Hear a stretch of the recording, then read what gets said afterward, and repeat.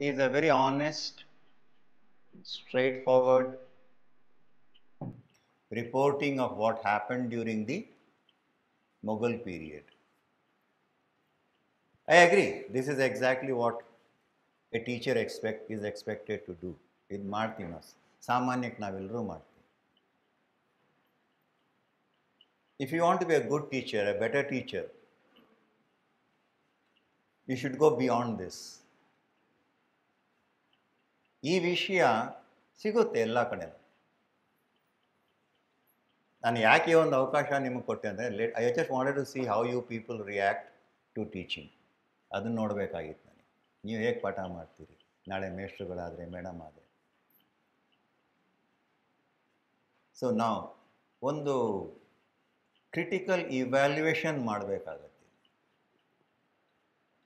ಅದು she did a little bit, ಅಂದರೆ ಹೀಗೀಗಿತ್ತು, ಚೆನ್ನಾಗಿತ್ತು ಅನ್ನೋ ರೀತಿಯಲ್ಲಿ. ಅಫ್ಕೋರ್ಸ್ ಐ ಅಗ್ರಿ, ಅಕ್ಬರ್ ಬಂದ ನಂತರನೇ ಇವೆಲ್ಲ ಬೆಳವಣಿಗೆಗಳು ಚೆನ್ನಾಗಾಯಿತು. ಪ್ರಾಬಬ್ಲಿ ಮೋರ್ ದೆನ್ 5 ಡಿಕೇಡ್ಸ್ ಹೆಚ್ಚು ಕಡಿಮೆ ನಮ್ಮ ಮೊಘಲ್ ಕಾಲದಲ್ಲೂ ವಿದ್ಯಾಭ್ಯಾಸಕ್ಕೆ ಒಳ್ಳೆಯ ಅವಕಾಶ ಇತ್ತು. ನಂತರ we saw the decline because of Aurangzeb. But what is missing here, ಅದ್ರ ಬಗ್ಗೆ ಸ್ವಲ್ಪ ನೀವು ಯೋಚನೆ ಮಾಡಬೇಕು. ನಾಳೆ ಇದೇ ರೀತಿಯಾದ ಪಾಠ ನಿಮಗೆ ಎಲ್ಲೋ ಮಾಡಬೇಕಾದ್ರೆ ವಾಟ್ ಈಸ್ ಮಿಸ್ಸಿಂಗ್ ಹಿಯರ್? ನೀವೇ ಹೇಳಿದ್ರಿ ಬಾಬರ್ ಫಸ್ಟ್ ಬಂದಿದ್ದು ಅಂತ. ಬಾಬರಿಂದ ಅಕ್ಬರ್ ಅವರಿಗೆ ಏನೂ ಆಗಿಲ್ಲ. ಹೆಚ್ಚು ಕಡಿಮೆ 200 ವರ್ಷ, 200 years, the Mughal rule did not contribute anything to Indian education. Correct? Imagine 200 years of loss in the field of education in our own country, just because the ruler never bothered about it. ಅಲ್ಲ, ಹಾಗಂತೇಳಿ ಅವರು ಆ ರಾಜರಿಗೆ ಓದು ಬರಹ ಬರ್ತಾ ಇದ್ದಿಲ್ಲ ಅಂತಿದ್ದಿಲ್ಲ. They were in fact scholars by themselves. ಸ್ಕಾಲರ್ಶಿಪ್ನ ತುಂಬ ಚೆನ್ನಾಗಿ ನೋಡ್ಕೊಂಡವ್ರು. ಪುಸ್ತಕ ಬರೆಸೋದು, ಚರ್ಚೆಗಳು ನಡೆಸೋದು, ಇವೆಲ್ಲ ಚೆನ್ನಾಗಿ ಮಾಡಿದ್ರು. ಆದರೆ ಸ್ಕೂಲ್ ಅನ್ನೋದು ಇದ್ದಿಲ್ಲ. ಆ ಥರ ಒಂದು ಪಾಯಿಂಟ್ನ ನೀವು ನೋಟ್ ಮಾಡಬೇಕಾಗತ್ತೆ when you start teaching. Of course ನನ್ನ ಹತ್ರನೂ ಮೆಟೀರಿಯಲ್ ಹೆಚ್ಚು ಕಡಿಮೆ ಪುಸ್ತಕದಲ್ಲಿರೋದೇ ಇರುತ್ತೆ. But I don't depend on that. ಈಗ ನನ್ನ ಹತ್ರ ನೋಡಬೇಕಾದ್ರೆ ಈ ಥರ ಇರುತ್ತೆ ನನ್ನ ಹತ್ರ ಮೆಟೀರಿಯಲ್. ಏನೂ ಇಲ್ಲ ಇದರಲ್ಲಿ. 4 ಪಾಯಿಂಟ್ಸ್ ಇದೆ. ಮುಂದಕ್ಕೆ ನಿಮಗೆ ಕೊಡಬೇಕಂತ ಹೇಳಿ ಕೆಲವು ಸ್ಲೈಡ್ಸ್ನ ತಯಾರಿಸಿದ್ದೀನಿ. a bit of detailed information on that. So tomorrow when you become a teacher, or rather you are a teacher now, ಇವಾಗಲೇ ನೀವು ಅಧ್ಯಾಪಕ ಆಗಿದ್ರೆ, ಈ ಒಂದು ಏನು ಹೇಳ್ತಾರೆ ಜರ ಹಟ್ಕೆ ಅಂತ ನಾನು ಹೇಳೋದ್ನಲ್ಲ, ಸ್ವಲ್ಪ ಬೇರೆ ರೀತಿಯಲ್ಲಿ ಯೋಚನೆ ಮಾಡಿ ಮಕ್ಕಳಿಗೆ ಅದನ್ನು ಕೊಡಬೇಕು. ಅದರ್ವೈಸ್ ಎಲ್ಲ ಇನ್ಫ್ಯಾಕ್ಟ್ ಬುಕ್ಸ್ ಅಂತೂ ಇದ್ದೇ ಇರುತ್ತೆ ಸ್ಕೂಲಲ್ಲಿ, ಸೇಮ್ ಪಾಠ ಇರುತ್ತೆ. ಅದನ್ನೇ ನಾವು ಹೇಳಿದ್ರೆ ಏನು ಪ್ರಯೋಜನ? ಅದಾಗಬಾರ್ದು. That is the purpose of my lecture here. Education in India ಅಂದರೆ ಏನೇನಾಯಿತು ಅದನ್ನು ಹೇಳೋದು ಮುಖ್ಯ ಅಲ್ಲ, ಯಾಕಾಯಿತು, ಹೇಗಾಯಿತು, ಏನು ಆಗಲಿಲ್ಲ. That is exactly what you need to learn and see that as a teacher you become a critical evaluator rather than a reporter of what is happening. So now a 200 plus years loss nana hege tumbodu? What was happening in that gap? 500 ವರ್ಷ ಬಾಬರ್ ಬಂದು ಅಕ್ಬರ್ ಬರೋವರೆಗೂ ಒಂದು gap ಆಗೋಗಿತ್ತು. ಉನ್ನತ ಶಿಕ್ಷಣ ಆಗ್ಬೋದು, ಶಿಕ್ಷಣ ಆಗ್ಬೋದು, ಅಲ್ಲೇನಿಲ್ಲ. ಎಲ್ಲ ರಾಜರು ಬಂದರು, ಪುಸ್ತಕ ಬರೆಸಿದ್ರು, ಸ್ಕಾಲರ್ಲಿ ಆರ್ಟಿಕಲ್ಸ್ ಬರೆಸಿದ್ರು, ಅಡ್ಮಿನಿಸ್ಟ್ರೇಟಿವ್ ಇದನ್ನ ಬರೆಸಿದ್ರು, ಎಲ್ಲ ಬರೆಸಿದ್ರು. ಬಟ್ ಸ್ಕೂಲ್, ಮಕ್ಕಳು ಸ್ಕೂಲ್ಗೆ ಹೋಗಲಿಲ್ವ ಅವಾಗ? ಹೋಗೋದಾದ್ರೆ ಶಾಲೆ ಯಾವ ರೀತಿಯಲ್ಲಿ ಇತ್ತು, ಯಾರು ಪಾಠ ಮಾಡ್ತಾಯಿದ್ದು, ಯಾವ ನೀತಿ ಇತ್ತು, ಯಾವ ಪ್ರೋಗ್ರಾಮ್ಸ್ ನಡೀತಾ ಇತ್ತು, ಕಾರ್ಯಕ್ರಮಗಳೇನಿತ್ತು. That gap I was looking for. That gap, can you give that gap? ನೀವು ಕೊಡೋಕ್ಕಾಗತ್ತಾ? ಇಲ್ಲ. This is the problem. ಅದಕ್ಕೆ ಹೇಳಿದ್ದು, ಮೊಘಲರಿದ್ದಾಗ ನಮ್ಮ ರಾಜರು ಏನು ಮಾಡ್ತಾ ಇದ್ರು, was it possible for our own kings to fill that gap? ಅದಕ್ಕೆ ನಾನು 2 ಭಾಗ ಮಾಡಿಕೊಂಡೆ. ನಾನು ಒಂದು, ಮೊಘಲರಿರುವಾಗ ಏನಾಯಿತು, ಅದೇ ಟೈಮ್ನಲ್ಲಿ ನಮ್ಮ ರಾಜರು ಇದ್ರಲ್ವಾ. ಈಗ ಪಂಜಾಬ್ನಲ್ಲಾಗ್ಬೋದು, ಹರಿಯಾಣದಲ್ಲಾಗ್ಬೋದು, ಮಧ್ಯಪ್ರದೇಶದಲ್ಲಾಗ್ಬೋದು, ಚಾಳುಕ್ಯಾಸ್, ಚೋಳಾಸ್ ಅಂತ ನಾವೆಲ್ಲ ಹೇಳ್ತೀವಲ್ವಾ. ಅವರೇನು ಮಾಡ್ತಾಯಿದ್ರು? ವಿಜಯನಗರ ಸಾಮ್ರಾಜ್ಯ, ಅವರಲ್ಲಿ ಶಿಕ್ಷಣ ನೀತಿ ಯಾವ ರೀತಿಯಲ್ಲಿ, ಅವ್ರೇನಾದ್ರು ಮಾಡಿದ್ರೋ ಅಥವಾ ಅವರೂ ಹೀಗೇನೆ ಮೇಧಾವಿಗಳನ್ನ ಕೂರಿಸ್ಕೊಂಡು ಚರ್ಚೆ ಮಾಡಿಕೊಂಡು ಕಾಲ ಕಳೆದ್ಬಿಟ್ರು?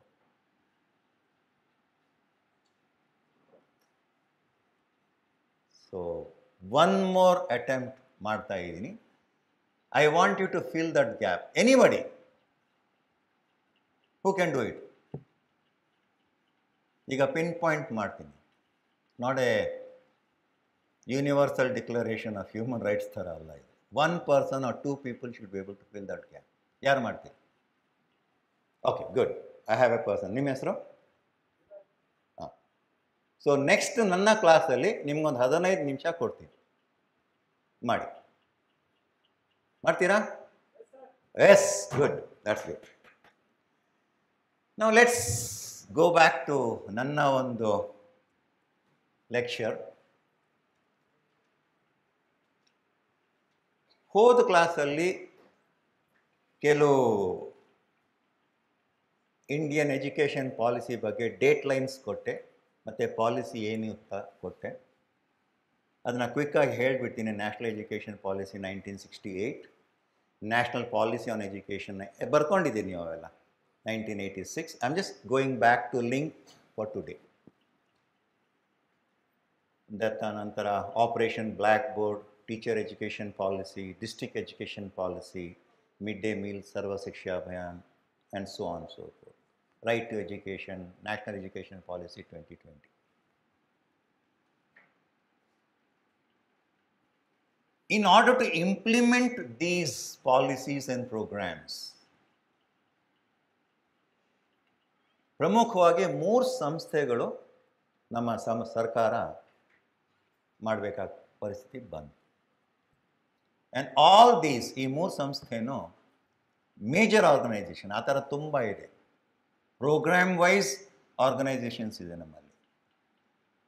Not only in public sector ಅಂದರೆ ಸರ್ಕಾರ, even in private sector we also have those things, either partially linked with the government or independently operating as an institution.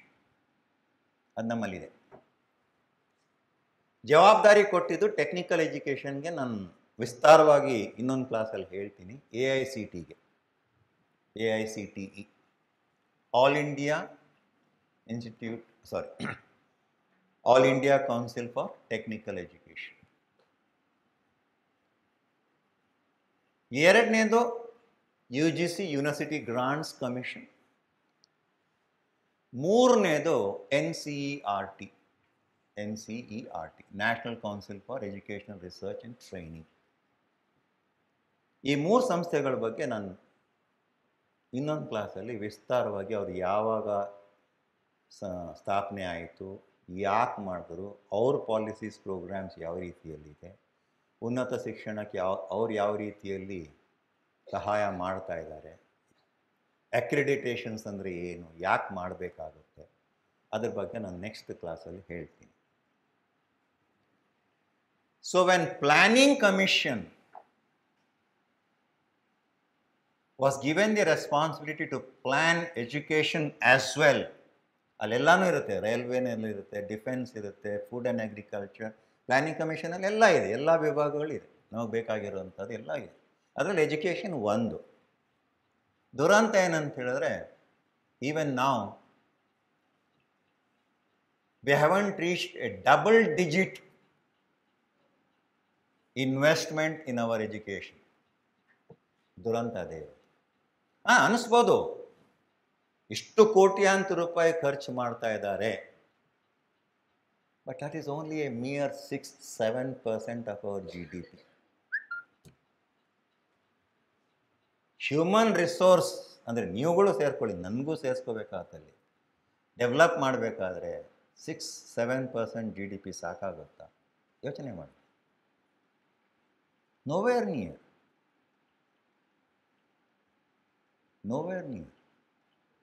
ಯಾಕೆ ಹೀಗಾಗ್ತಾ ಇದೆ? ಹೇಳ್ಬಿಡ್ಬೋದು, ಆಗ್ತಾ ಇಲ್ಲ, 6% 7%ಗಿಂತ ಜಾಸ್ತಿ ನಾವು ಹೋಗ್ತಾ ಇಲ್ಲ ಇನ್ವೆಸ್ಟ್ಮೆಂಟ್.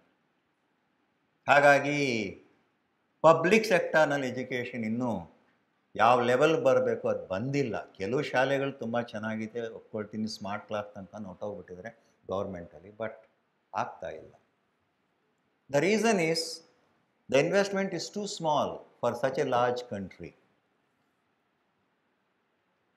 ಇಲ್ಲಿ ಎರಡು ವಿಷಯಗಳನ್ನ ಗಮನ ಇಟ್ಕೊಂಡಿರಬೇಕು. ಇಂಡಿಯಾ ಪರ್ಟಿಕ್ಯುಲರ್ಲಿ, ಇನ್ ಜನರಲ್, ಸಾಮಾನ್ಯವಾಗಿ ಏಷ್ಯಾ,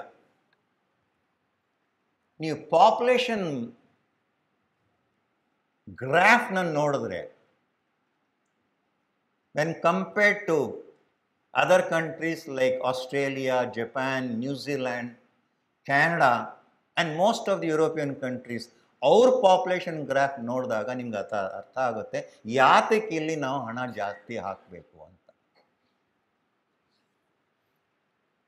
ಪರ್ಟಿಕ್ಯುಲರ್ಲಿ ನಾವು ನಿಜವಾಗ್ಲೂ we should be proud of our own country at this juncture.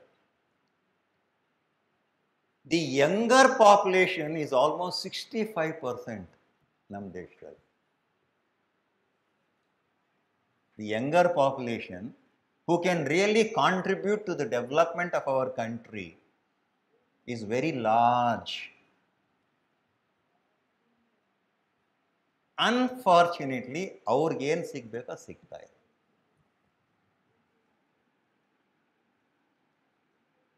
ಅದೇ ನೀವು ಅಮೆರಿಕಾ, ಕೆನಡಾ, ಆಸ್ಟ್ರೇಲಿಯಾ, ನ್ಯೂಜಿಲ್ಯಾಂಡ್ ಇವ್ರಿಗೆ ಕಂಪೇರ್ ಮಾಡಿಕೊಂಡ್ರೆ ಅವರಲ್ಲಿ younger population is too small, older population ಜಾಸ್ತಿ.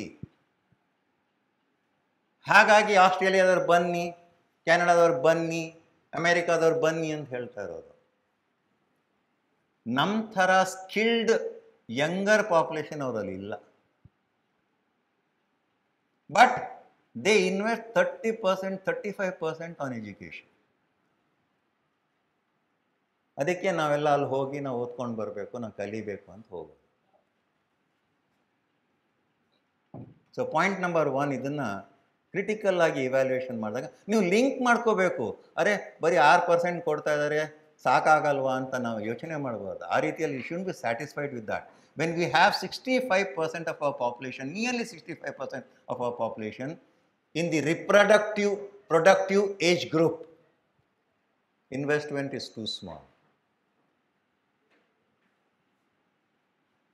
ಇಲ್ಲದೆ ಹೋದರೆ ನಮ್ಮಲ್ಲೇ ಆ ರೀತಿಯಾದ ಒಂದು R&D ಇದ್ದಿದ್ದಾರೆ ಯಾರು ಆಚೆ ಹೋಗ್ತಾರೆ ಅಲ್ವಾ? ನಮ್ಮ ದೇಶ ಬಿಟ್ಟು ಹೋಗ್ಬೇಕಂತ ಏನಿಲ್ಲ ಅಲ್ಲ, ಹಣದ ಆಸೆಗೆ ಹೋಗ್ಬೋದು, ಅದು ಪ್ರಶ್ನೆ ಬೇರೆ. Unfortunately we do not. The second reason is the type of requirement our country has in terms of investment. GDP ಇಂದ ಹಣ ಕೊಡಬೇಕಾಗಿರೋ ರಿಕ್ವೈರ್ಮೆಂಟ್, ನಮ್ಮ ದೇಶದ ರಿಕ್ವೈರ್ಮೆಂಟ್ ಸ್ವಲ್ಪ ವಿಚಿತ್ರವಾಗಿದೆ. Again, I will like to compare with the Western population. ಅಲ್ಲೇನಾಗಿದೆ, ನೀವು ಅನ್ಕೋಬೋದು ಇದಕ್ಕೆ ಏನು ಸಂಬಂಧ ಇದೆ ಅಂತ, ಬಟ್ ನೀವು ಆಳವಾಗಿ ಯೋಚನೆ ಮಾಡಿದಾಗ ಸಂಬಂಧ ಇದ್ದೇ ಇದೆ. 65% ಯಂಗರ್ ಪಾಪ್ಯುಲೇಷನ್ ಇಟ್ಕೊಂಡು ಇನ್ವೆಸ್ಟ್ಮೆಂಟು 6%, 7%, 8%. ನ್ಯಾಯನ? ಮತ್ತೆ ಎಲ್ಲಿ ಹೋಗ್ತಾ ಇದೆ ದುಡ್ಡು? Where is the money going?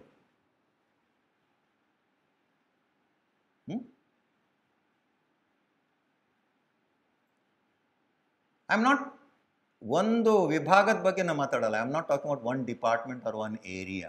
In general 70% of our population produces 30% consume. ಆ ಇನ್ವೆಸ್ಟ್ಮೆಂಟ್ ಎಲ್ಲ ಅಲ್ಲಿ ಹೋಗ್ತಾ ಇದೆ. I am not saying it is wrong, but that is the reality of our country. ಅದಕ್ಕೆ ತಾನೇ ನಾವು ಹೇಳೋದು 70% of the population of India lives in rural areas ಅಂತ. ಅವರೆಲ್ಲ ಪ್ರೊಡ್ಯೂಸರ್ಸ್, ಯಾವುದೋ ಒಂದು ರೀತಿಯಲ್ಲಿ ಪ್ರೊಡ್ಯೂಸರ್ಸ್ ಅವರು. ಜೋಳ ಆಗ್ಬೋದು, ಅಕ್ಕಿ, ಭತ್ತ ಆಗ್ಬೋದು, ಶುಗರ್ ಕೇನ್ ಆಗ್ಬೋದು, ಬೆಲ್ಲ ಆಗ್ಬೋದು, ಅವರೆಲ್ಲ producer. 70% of them live in the area where the production takes place. ನಾವು ಸಿಟಿನಲ್ಲಿರೋರು, ತಿನ್ನೋರು, ಏನು ಮಾಡದೆ ಅಂಗಡಿಯಿಂದ ತಂದು ತಿನ್ನೋರು ನಾವು 30%. Whereas in these countries, 30% produce, 70% consume. ನೋಡಿ, 30% ಜೋಳ, ಭತ್ತ, ಇವೆಲ್ಲ ತರಕಾರಿ ಎಲ್ಲ ಪ್ರೊಡ್ಯೂಸ್ ಮಾಡಿದ್ರೆ 70% ಜನ ಅದನ್ನು ಪರ್ಚೇಸ್ ಮಾಡಿ ತಿಂತಾರೆ. ಹಾಗಾಗಿ ನಮ್ಮ ರೂರಲ್ ಎಕಾನಮಿನೂ ಸ್ವಲ್ಪ ಉಲ್ಟಾ ಇರೋದು. So, try not to see education independently. There is a huge reason behind this. Third, which is not directly related, but to some extent, yes, defense expenditure. Rahu Ketu ಎರಡು ಕಡೆ ನಾವು ಇಟ್ಕೊಂಡ್ಬಿಟ್ಟು ಡಿಫೆನ್ಸ್ ಎಕ್ಸ್ಪೆಂಡಿಚರ್ ಮಾಡಲೇಬೇಕು. ಒಂದು ಕಡೆಗೆ ಪಾಕಿಸ್ತಾನ್, ಇನ್ನೊಂದು ಕಡೆಗೆ ಚೈನಾ. ರಾಹು ಕೇತು ಅಂತ ನಾವು ಕರೆಯೋದು. ಸೊ ಆ ಥ್ರೆಟ್ ಪರ್ಸೆಪ್ಷನ್ಗೆ ಅನುಗುಣವಾಗಿ ನಾವು ನಮ್ಮ ಡಿಫೆನ್ಸ್ ಎಸ್ಟಾಬ್ಲಿಷ್ಮೆಂಟ್ನ ಮಾಡ್ಕೋಬೇಕಾಗುತ್ತೆ. But look at the other way around. ಅಮೆರಿಕಾದಲ್ಲೂ ಡಿಫೆನ್ಸ್ ಎಸ್ಟಾಬ್ಲಿಷ್ಮೆಂಟ್ ತುಂಬ ಚೆನ್ನಾಗಿದೆ, ಕೆನಡಾದಲ್ಲೂ ಚೆನ್ನಾಗಿದೆ, ಆಸ್ಟ್ರೇಲಿಯಾದಲ್ಲಿ ಇಲ್ಲವೇ ಇಲ್ಲ, ನ್ಯೂಜಿಲೆಂಡಲ್ಲಿ ಇಲ್ಲವೇ ಇಲ್ಲ. ಅವ್ರಿಗೆ ಮಿಲಿಟ್ರಿನೇ ಇಲ್ಲ ಅವ್ರ ಹತ್ರ. ಲೋಕಲ್ ಪೊಲೀಸೇ ಮಿಲಿಟ್ರಿ ಅವ್ರಿಗೆ. ಇವಾಗೇನೋ ಮಿಲಿಟ್ರಿ ಮಾಡ್ತಾರಂತೆ, ಯಾಕಂದರೆ ಚೈನಾ ಸ್ವಲ್ಪ ಆ ಕಡೆಗೆ ಹೋಗ್ತಾ ಇದ್ದಾರೆ, ಸೌತ್ ಚೈನಾ ಸೀ ಕಡೆಗೆ ಹೋಗ್ತಾರೆ. ಅವ್ರು ಇವಾಗ ಮಿಲಿಟ್ರಿ ಮಾಡಬೇಕು ಅಂತ. ನ್ಯೂಜಿಲೆಂಡ್ ಅಂತೂ ಅವ್ರಿಗೆ ಮಿಲಿಟ್ರಿ ಅನ್ನೋದೇ ಗೊತ್ತಿಲ್ಲ. ಅವ್ರಿಗೆ ಥ್ರೆಟ್ ಪರ್ಸೆಪ್ಷನ್ಸೇ ಇಲ್ಲ. ನಮ್ಮ ದುರಂತ, ನಮಗೆ ಥ್ರೆಟ್ ಪರ್ಸೆಪ್ಷನ್ಸ್ ಯಾವ ರೀತಿಯಲ್ಲಿದೆ ನೋಡಿ.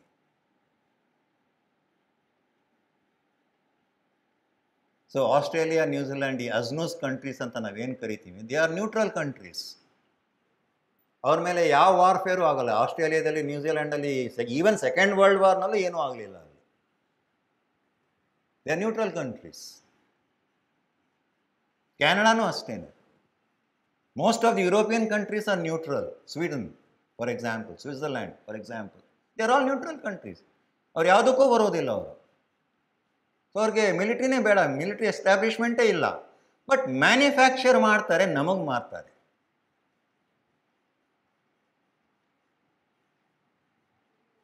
ಸೊ ಈ ಇನ್ವೆಸ್ಟ್ಮೆಂಟ್ ಇನ್ ಎಜುಕೇಷನ್ ಯಾವ ರೀತಿಯಲ್ಲಿ ನಮ್ಮಲ್ಲಿ ತೊಂದರೆ ಆಗ್ತಾ ಇರೋದಕ್ಕೆ ಕೆಲವು ಕಾರಣಗಳನ್ನ ಕೊಟ್ಟಿದ್ದೀನಿ. ತುಂಬ ಕಾರಣಗಳಿದೆ ಈ ರೀತಿಯಲ್ಲಿ. ಸೊ ಅಮೆರಿಕಾದವರು ಆ ಬಾಂಬ್ನ ತಯಾರಿಸಿದ್ವಿ, ಈ ಬಾಂಬ್ನ ತಯಾರಿಸಿದ್ವಿ, ಈ ರೀತಿಯಾದ ಏರ್ಕ್ರಾಫ್ಟು, ಈ ರೀತಿಯಾದ ಹೆಲಿಕಾಪ್ಟರ್, ಈ ರೀತಿಯಾದ ಕ್ಷಿಪಣಿಗಳು, ಮಿಸೈಲ್ಸು ಅಂತೆಲ್ಲ ತಯಾರಿಸಿ ನಮ್ಮಂಥವ್ರಿಗೆ ತಗೊಳ್ರಪ್ಪ ಇಟ್ಕೊಳ್ಳಿ. ಚೈನಾ ಇಲ್ಲಿ ಪಕ್ಕದಲ್ಲಿದೆ, ಈ ಕಡೆ ಪಾಕಿಸ್ತಾನ ಇದೆ.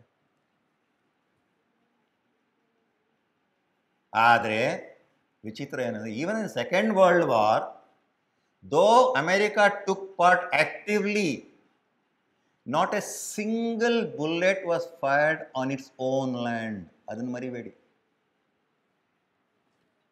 ಅಮೆರಿಕಾದಲ್ಲಿ ಇದುವರೆಗೂ ಯಾವ ಯುದ್ಧನೂ ಆಗಲಿಲ್ಲ. ಯುದ್ಧಕ್ಕೆ ಬೇಕಾಗಿರ್ತಕ್ಕಂಥ ಸಾಮಗ್ರಿಗಳನ್ನ ತಯಾರಿಸಿ ಇಡೀ ಭೂಲೋಕಕ್ಕೆ ಮಾರ್ತಾ ಇರ್ತಾರೆ ಅವರು. ಅಲ್ಲಿ ಅಲ್ಲಿ ಅವರಾಗವ್ರು ಸಾಯಿಸ್ಕೋತಾ ಇದ್ದಾರೆ ಗನ್ ಪಾಲಿಸಿಯಿಂದ, ಅದು ಪ್ರಶ್ನೆ ಬೇರೆ. ಆದರೆ ಬೇರೆ ಕಡೆಯಿಂದ ಯಾವ ಯುದ್ಧನೂ ಆಗಲಿಲ್ಲ ಅವರು, except Pearl Harbor bombing during the Second world War. So ನಮ್ಮ ಎಜುಕೇಷನ್ ಪಾಲಿಸಿ ಬಗ್ಗೆ ಕ್ರಿಟಿಕಲ್ಲಾಗಿ ಇವ್ಯಾಲ್ಯೂಯೇಷನ್ ಮಾಡಬೇಕಾದ್ರೆ ಇವನ್ನೆಲ್ಲ ಗಮನ ಇಟ್ಕೊಂಡು, ಸ್ಕೂಲ್ಗೆ ಹಣ ಇಲ್ಲ, ಸ್ಕೂಲ್ ಬಿಲ್ಡಿಂಗ್ ಹಳೇದಾಗೋಗ್ಬಿಟ್ಟಿದೆ, ಬೋರ್ಡ್ ಇಲ್ಲ. ಯಾಕೆ? This is the problem. Invest ಮಾಡೋಕ್ಕಾಗ್ತಾ ಇಲ್ಲ. ಆ ಇನ್ವೆಸ್ಟ್ಮೆಂಟ್ ಬೇರೆ ಕಡೆ ಇಮ್ಯಾಜಿನ್ ಮಾಡ್ಕೊಳ್ಳಿ, ಪಾಕಿಸ್ತಾನಿಂದನೋ ಅಥವಾ ಚೈನಾಯಿಂದ ನಮ್ಗೆ ಯಾವ ಥ್ರೆಟ್ ಪರ್ಸೆಪ್ಷನ್ ಇಲ್ಲದೆ ಹೋಗಿದ್ದಿದ್ರೆ ಅಲ್ಲಿ 27% ಹಾಕಿ ಡಿಫೆನ್ಸ್ ಬಡ್ಜೆಟ್ ಮಾಡೋ ಬದಲಾಗಿ 20% ಎಜುಕೇಷನ್ಗೆ ಹಾಕೋಬೋದಾಗಿತ್ತಲ್ಲ ನಾವು. Imagine A situation. 20% of GDP in education investment. I think the entire country within 2 5-year plans can have smart classrooms.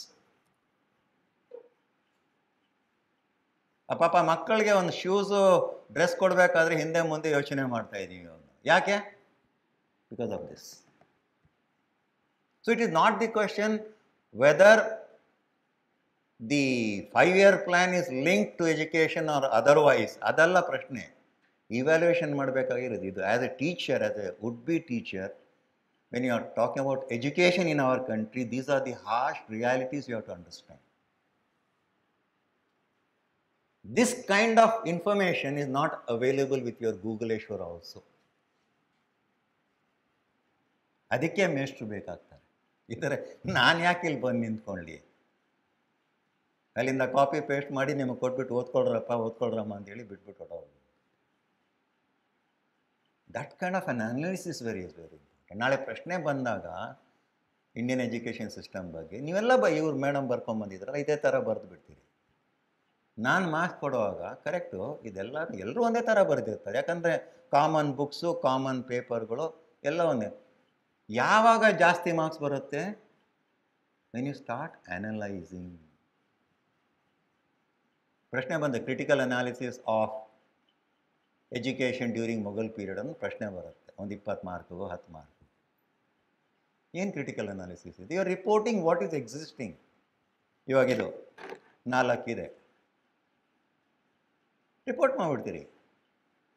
ಇಲ್ಲೇನಾದ್ರು ವಿಶ್ಲೇಷಣೆ ಮಾಡೋಕ್ಕೆ ಸಾಧ್ಯನಾ? If these are 4 marker pens, how many of them belong to what color, how many of them are working, how many of them not working? That is the analysis. ಈಗ cricket match ನಮಗೆ ನೋಡಿದ್ರೆ ಅರ್ಥ ಆಗಲ್ಲ. ಅವ್ನು 4 ಹೊಡೆದ, 6 ಹೊಡೆದ, ಅವನು ಈ ಥರ, ಇವನು ಬೌಲರ್ ಅಂತೆ, ಅವ್ನು ಬ್ಯಾಟ್ಸ್ಮನ್ ಅಂತ ಎಲ್ಲ ಅರ್ಥ ಆಗುತ್ತೆ. ಕಾಮೆಂಟೇಟರ್ ಯಾತಕ್ಕೆ ನಮಗೆ? ಆ ಕಾಮೆಂಟೇಟರ್ ಯಾಕಂದರೆ ಈ ವಿಷಯ ಮಾತಾಡ್ತಾರೆ. So develop that analytical thinking. ಅದಕ್ಕೋಸ್ಕರನೇ ಅವ್ರು ನಾನು ಬರುವಾಗಲೇ ಹೇಳಿದ್ರು, ಸರ್ ಈ ಬುಕ್ಸು ಎಲ್ಲನೂ ಅವ್ರ ಹತ್ರ ಇರುತ್ತೆ, ನನಗೆ ಅರ್ಥ ಆಗೋಯ್ತು ಅವರು. It is not necessary for me to parrot anything ಅಂತ. ಗಿಣಿ ಥರ ಮಾತಾಡೋ ಪ್ರಯೋಜನ ಇಲ್ಲ. Develop that analytical thinking.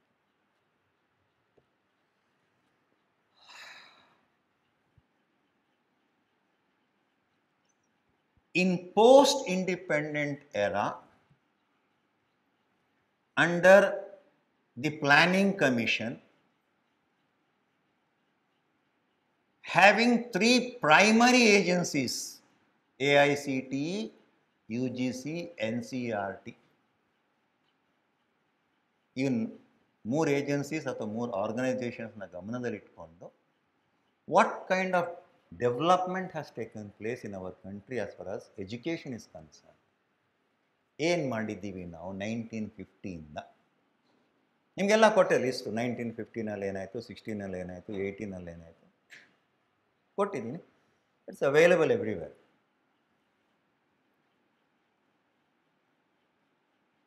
Initially 3 ಶಿಕ್ಷಣ ನೀತಿಯನ್ನು ನಾವು ಇಟ್ಕೊಂಡಿದ್ವಿ. ಒಂದು ಪ್ರೊಫೆಷನಲ್ ಎಜುಕೇಷನ್.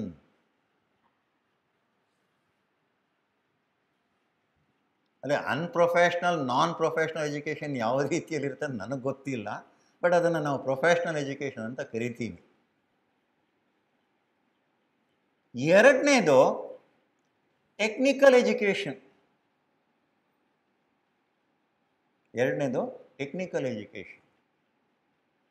ಮೂರನೇದು ಸ್ಕಿಲ್ ಬೇಸ್ಡ್ ಎಜುಕೇಷನ್ ಅಂತ. There were so 3 major branches in our education policy. Categories ಆದರೂ ಅಂದ್ಕೊಳ್ಳಿ, ಬ್ರಾಂಚಸ್ ಆದರೂ ಅಂದ್ಕೊಳ್ಳಿ, ಸ್ಟ್ರೀಮ್ಸ್ ಆದರೂ ಅಂದ್ಕೊಳ್ಳಿ. ಮೊದಲನೇದು ಪ್ರೊಫೆಷ್ನಲ್ ಎಜುಕೇಷನ್, ಎರಡನೇದು ಟೆಕ್ನಿಕಲ್ ಎಜುಕೇಷನ್, ಮೂರನೇದು skill based or skill education. So these were the primary requirements of our country at that point of time, 1950s ನಂತರ. ಪ್ರೊಫೆಷ್ನಲ್ ಎಜುಕೇಷನ್ ಯಾತಕ್ಕೆ ಬೇಕಾಯಿತು? ಇವ್ರು ಯಾರು?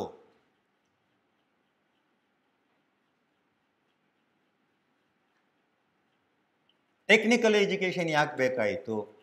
ಇವ್ರು ಯಾರು?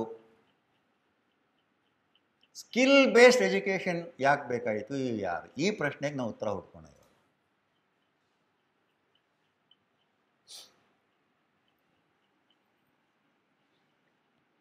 ಪ್ರೊಫೆಷ್ನಲ್ ಎಜುಕೇಷನ್ ಒಳಗಡೆ ಬರೋರು ಯಾರು? ದೀಸ್ ಆರ್ ದ ಪೀಪಲ್, ಈ ವಿದ್ಯಾರ್ಥಿಗಳು ಅಥವಾ ಡಿಗ್ರಿ ತಗೊಂಡಿರೋರು ಏನು ಮಾಡ್ತಾರೆ? They go into a profession which is necessary for the administration of our country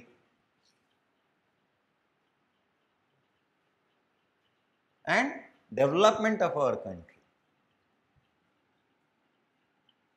For example, on the agricultural graduate, say professional education.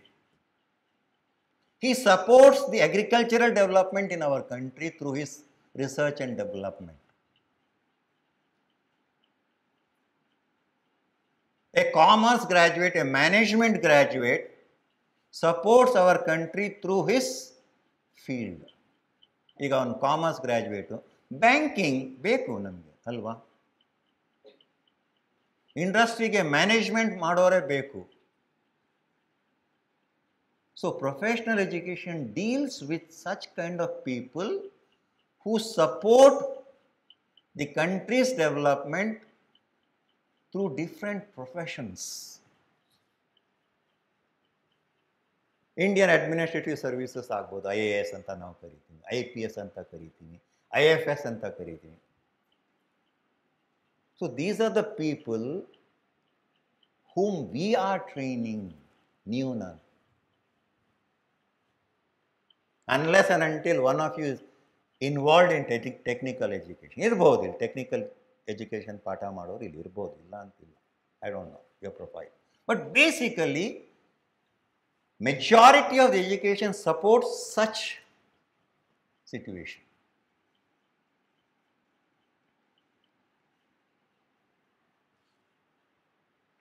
So this is a specialized approach. ಬೇಕಾದ್ರೆ ಬರ್ಕೊಳ್ಳೋದಾದ್ರೆ ಬರ್ಕೊಳ್ಳಿ. Specialized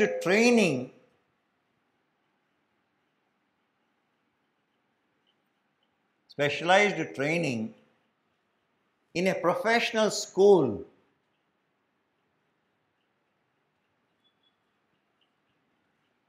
ಆ school ಅಂದರೆ it can be A university, it can be a college, it can be a school also, through which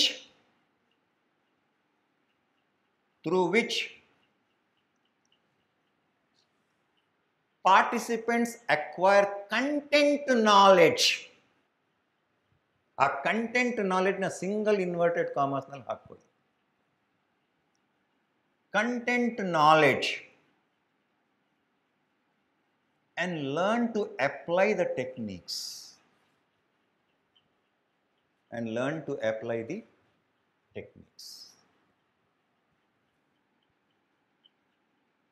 so ಇದನ್ನು ನಾವು ಅದನ್ನೇ ಮಾಡ್ತಾ ಇರೋದು. ಈಗ ನಿಮ್ಮ ಕಂಟೆಂಟ್ ನಾಲೆಡ್ಜ್ ತಾನೇ ಬರ್ತಾ ಇರೋದು, ಇನ್ನೇನಿದೆ?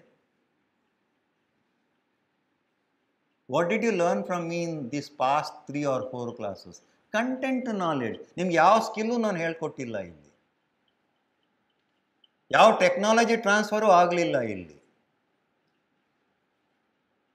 I did not transfer any technology or any skill to you except providing you content which you can use later as a teacher, as an administrator, or even as a policeman, doesn't matter. This is professional education. So ಈಗ ನಿಮ್ಮಲ್ಲಿ ಯಾರೋ ಒಬ್ಬರು commerce graduate ಇರ್ತಾರೆ,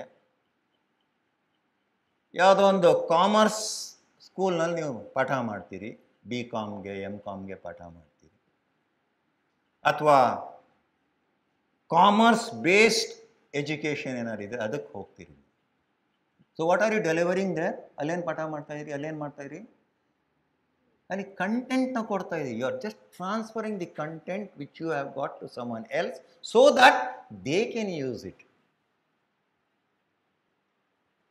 ಈಗ ಯಾರೋ ಅವರು commerce ಮಿನಿಸ್ಟ್ರಿಯಲ್ಲಿ ಇರ್ಬೋದು ಅಥವಾ ಮೇಡಮ್ ಇರ್ಬೋದು, ಅವರು ಬ್ಯಾಲೆನ್ಸ್ ಶೀಟ್ನ ಹೆಂಗೆ ತಯಾರಿಸ್ಬೇಕು ಅಂತ ಹೇಳ್ಕೊಡ್ತಾರೆ ಅಲ್ವಾ? ಬ್ಯಾಲೆನ್ಸ್ ಶೀಟ್ನ ಹೆಂಗೆ ತಯಾರಿಸ್ಬೇಕು, ಲಾಸ್ ಆ್ಯಂಡ್ ಪ್ರಾಫಿಟ್ ಯಾವ ರೀತಿಯಲ್ಲಿ ಬರೀಬೇಕು, ಅದರಲ್ಲಿ ಕೃಷ್ಣನ ಲೆಕ್ಕ ರಾಮನ ಲೆಕ್ಕ ಯಾವ ರೀತಿಯಲ್ಲಿ ಮಾಡಬೇಕು ಅಂತ ನೀವು ಹೇಳ್ಕೊಡ್ತೀವಿ. So you are in this area of professional education. ಆದರೆ ಆ ವಿದ್ಯಾರ್ಥಿ ನಿಮ್ಮ ಹತ್ರ ಕಲ್ತಿರ್ತಾನಲ್ಲ, ಅವನ ಬ್ಯಾಂಕ್ಗೆ ಹೋಗಿ ಆ ಟೆಕ್ನಿಕ್ನ ಅಪ್ಲೈ ಮಾಡ್ತಾನೆ. That is the beauty of professional education. ಈಗ ನಾನು ಅದನ್ನೇ ಮಾಡ್ತಾ ಇದ್ದೆ. ಪತ್ರಿಕೋದ್ಯಮದಲ್ಲಿ ಯಾವ ರೀತಿಯಲ್ಲಿ ಬರೀಬೇಕು, principles of writing, principles of communication, editing ಅಂದರೆ ಏನು. ಸೊ ನನ್ನ student, I was transferring the content knowledge to my student. So ನಾಳೆ ಅವನು ಪತ್ರಕರ್ತ ಆದಾಗ ಅದನ್ನು ಬಳಸ್ತಾನೆ. ಕ್ಯಾಮ್ರಾ ಅಂದರೆ ಏನು, ಕ್ಯಾಮ್ರಾ ಮೂಮೆಂಟ್ ಅಂದರೆ ಏನು, ಲೈಟಿಂಗ್ ಅಂದರೆ ಏನು, ಸೌಂಡ್ ಅಂದರೆ ಏನು, ಇದು ನಾನು ಹೇಳ್ಕೊಡ್ತೀನಿ ನಮ್ಮ ವಿಭಾಗದಲ್ಲಿ. ಆದರೆ ನಾಳೆ ಅವರು ಕ್ಯಾಮ್ರಾಮನ್ ಆದಾಗ ಆ ಕ್ಯಾಮ್ರಾ ಇಟ್ಕೊಂಡು ಯಾವ ರೀತಿಯಲ್ಲಿ ಅದನ್ನು ಬಳಸಬೇಕು, ಯಾವ ರೀತಿಯಲ್ಲಿ ಒಳ್ಳೆಯ ಪ್ರೋಗ್ರಾಮ್ಸ್ ನಿಮಗೆ ತಲುಪಿಸ್ಬೇಕು ಅನ್ನೋದನ್ನು ಅವರು ಅಪ್ಲೈ ಮಾಡ್ತಾರೆ. That is the definition of professional education. So ನಾಳೆ ನಿಮಗೆ ಪ್ರಶ್ನೆ ಬರ್ಬೋದು, define in explain professional education. ಬರೀ ಡೆಫಿನೇಷನ್ ಬರೆದಿಟ್ಬಿಡ್ಬೇಡಿ, ಎಕ್ಸ್ಪ್ಲನೇಷನ್ ಕೊಡಬೇಕಾದ್ರೆ. ಅದನ್ನೇ ನಾನೀಗ ಮಾಡಿದ್ದು. ನನ್ನ ಎಕ್ಸ್ಪೀರಿಯನ್ಸಿಂದ ಹೇಳ್ತೀನಿ, ನಮ್ಮ ಸ್ಟೂಡೆಂಟ್ಸ್ಗೂ define and explain dependency theory ಅಂತ ನಾನು ಒಂದು ಪ್ರಶ್ನೆ ಕೊಟ್ಟಿರ್ತೀನಿ. ಚಿಕ್ಕದು ಪ್ರಶ್ನೆ, ಅದು ತುಂಬ ದೊಡ್ಡ ಪ್ರಶ್ನೆ ಅಲ್ಲ, 5 ಮಾರ್ಕು ಬರೋಲ್ಲ ಅದು. ಬಟ್ 5 ಮಾರ್ಕಿಗೆ ಯೂನಿವರ್ಸಿಟಿ ಸಿಸ್ಟಮ್ ಹೇಳುತ್ತೆ 5 ಮಾರ್ಕಿಗೆ ಇಡಪ್ಪ ಇದನ್ನು ಅಂತ ಇಟ್ಟಿರ್ತೀನಿ. ಸೊ ನಾನು ಇವ್ಯಾಲ್ಯೂಯೇಷನ್ ಮಾಡಾಗ ನನ್ನ ತಲೆಯಲ್ಲಿ ಏನಿರುತ್ತೆ, ಡೆಫಿನೇಷನ್ಗೆ 2 ಮಾರ್ಕ್ ಕರೆಕ್ಟಾಗಿ ಬರೆದ್ಬಿಟ್ಟು 1-2 ಡೆಫಿನೇಷನ್ ಕೊಟ್ಟು ಅಲ್ಲಿ 2 ಮಾರ್ಕ್ ನಾನು ಕೊಟ್ಬಿಟ್ಟು, ಇನ್ನು 3 mark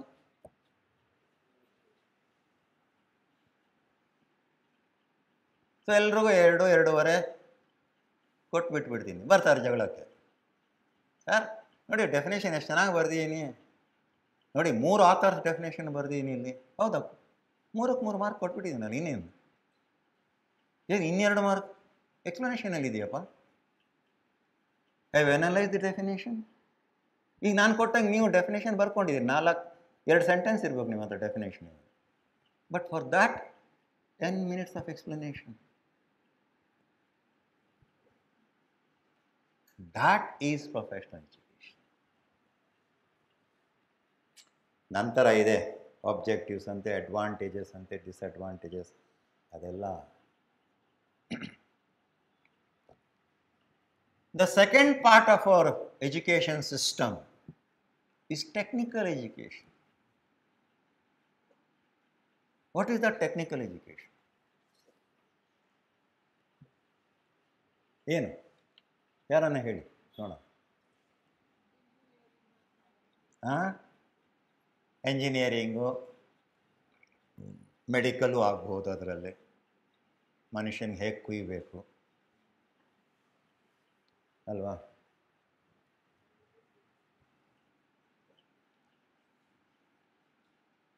agreed, but that's not technical education. ಅಂದರೆ ಎಜುಕೇಷನ್ ಒಂದು ಗಮನನ ಇಟ್ಕೊಂಡು ನಾವು ನೋಡಿದಾಗ technical education has A different meaning. ಬರ್ಕೊಳ್ಳಿ.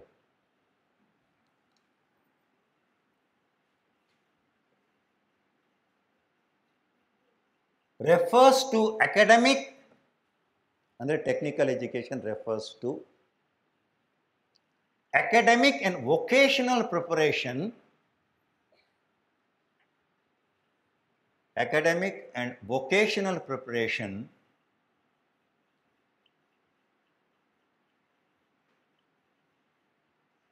for jobs involving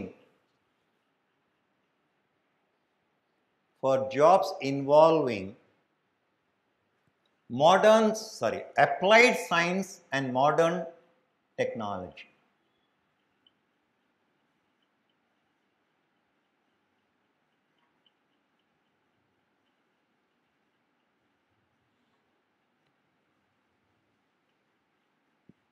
This is technical education. So as a technical educator, what does the policy talk, what does the program say? ನಮ್ಮ ಶಿಕ್ಷಣ ನೀತಿ technical education AICTE ಏನು ಹೇಳ್ತಾರೆ? Because they are the experts, they are the governing body for the implementation of technical education. ಅವರೇನು ಹೇಳ್ತಾರೆ? ಅಲ್ಲೂ content transfer ಆಗುತ್ತೆ ಶಾಲೆಗಳಲ್ಲಿ. ಎಂಜಿನಿಯರಿಂಗ್ ಕಾಲೇಜ್ ಆಗ್ಬೋದು, ಮೆಡಿಕಲ್ ಕಾಲೇಜ್ ಆಗ್ಬೋದು, ಅಲ್ಲೂ ಕಂಟೆಂಟ್ ಟ್ರಾನ್ಸ್ಫರ್ ಆಗುತ್ತೆ. ಮೇಸ್ಟ್ರುಗಳು ಅಲ್ಲೂ ಕಂಟೆಂಟ್ ಟ್ರಾನ್ಸ್ಫರ್ ಮಾಡ್ತಾರೆ. ಮೆಡಿಕಲ್ ಎಜುಕೇಷನಲ್ಲಿ ಆರ್ಟ್ರಿ ಅಂದರೆ ಏನು, ಕಿಡ್ನಿ ಅಂದರೆ ಏನು, ಬ್ರೈನ್ ಅಂದರೆ ಏನು, ಹಾರ್ಟ್ ಅಂದರೆ ಅಲ್ಲೂ ಟ್ರಾನ್ಸ್ಫರ್ ಆಫ್ ನಾಲೆಡ್ಜ್ ಆಗುತ್ತೆ. ಟೆಕ್ನಿಕಲ್ ಎಜುಕೇಷನಲ್ಲಿ ಮೋಟರ್ ಅಂದ್ರೇನು, ಕಾರ್ಪೊರೇಟರ್ ಅಂದರೆ ಏನು, ನಟ್ ಅಂದ್ರೇನು, ಬೋಲ್ಟ್ ಅಂದರೆ ಅಂತ ಅಲ್ಲೂ ಹೇಳ್ಕೊಡ್ತಾರೆ. But the transfer of knowledge is directly applied in vocational training.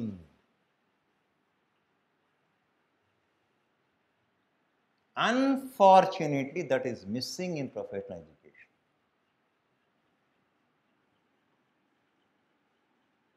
ನೀವು ಬ್ಯಾಲೆನ್ಸ್ ಶೀಟ್ನ ಹೇಗೆ ತಯಾರಿಸಬೇಕು ಅಥವಾ ಒಂದು ವಿಶ್ಲೇಷಣೆ ಯಾವ ರೀತಿಯಲ್ಲಿ ಮಾಡಬೇಕು ಅಂತ ಹೇಳ್ಕೊಟ್ಬಿಡ್ತೀರಿ in an arts school. But where is the scope for its application? ನೀವೇನು ಹೇಳ್ಕೊಡಲ್ಲ. ಟೆಕ್ನಿಕಲ್ ಎಜುಕೇಷನ್ ವ್ಯತ್ಯಾಸ ಅದೇ. So what I learn today I apply. That's why ಅವ್ರಿಗೆಲ್ಲ ಲ್ಯಾಬ್ಗಳಂತೆ ಅದಂತೆ ಇದೆಲ್ಲ ಇರುತ್ತೆ.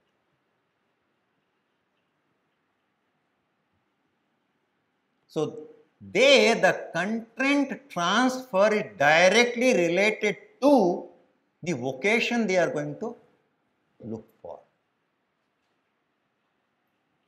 It can be technology, it can be applied science.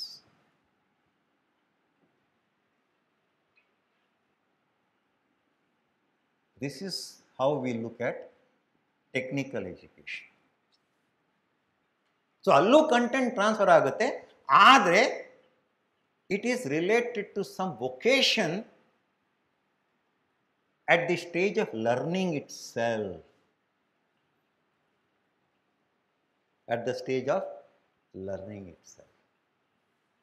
ಈವಾಗ ಇತ್ತೀಚೆಗೆ ಪ್ರೊಫೆಷನಲ್ ಎಜುಕೇಷನಲ್ಲೂ ಅದು ಬರ್ತಾ ಇದೆ. It may not be possible in all professional education, but in some. For example, management education ಅಲ್ಲಿ ಬಂದಿದೆ. Not only content transfer takes place, there is an vocational transfer also.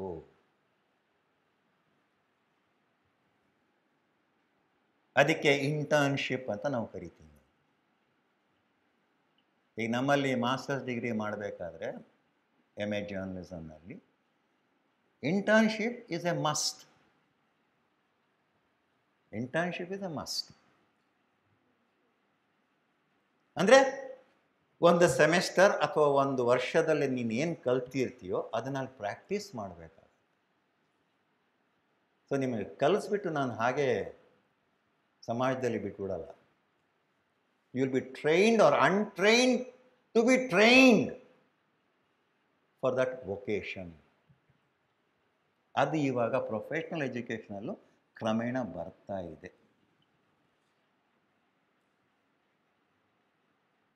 ಎಲ್ಲ ಸಬ್ಜೆಕ್ಟ್ಸಲ್ಲಿ ಹೇಳ್ತಾ ಇಲ್ಲ, ಸುಮಾರು ಸಬ್ಜೆಕ್ಟ್ಸ್ನವರು ಇವಾಗ ಇಂಟರ್ನ್ಶಿಪ್ ಅಂತೆ, ಪೇಯ್ಡ್ ಇಂಟರ್ನ್ಶಿಪ್ ಅಂತೆ ಏನೋ ಒಂದು ಇಟ್ಕೊಂಡಿದ್ದಾರೆ. ನಿಮಗೊಂದು ಉದಾಹರಣೆ ಕೊಡ್ತೀನಿ. ಸ್ವಲ್ಪ ಟೆಕ್ನಿಕಲ್ ಎಜುಕೇಷನ್ ಬಗ್ಗೆ ಮಾತಾಡ್ತಾ ಇರುವಾಗ, ನೀವು bachelors in computer science BCA ಹಾಂ ಕಂಪ್ಯೂಟರ್ ಅಪ್ಲಿಕೇಶನ್ ಮಾಡಿದೆ ನಿಮಗೆ ತುಂಬ ಬೇಗ ಕೆಲಸ ಸಿಕ್ಬಿಡುತ್ತೆ. ಅದೇ ಮಾಸ್ಟರ್ಸ್ ಇನ್ ಕಂಪ್ಯೂಟರ್ ಅಪ್ಲಿಕೇಶನ್ ಅಂತ ಮಾಡ್ತಿರಲ್ಲ, MCA, ಅವ್ರಿಗೆ ಕೆಲಸ ಸಿಗೋದಿಲ್ಲ.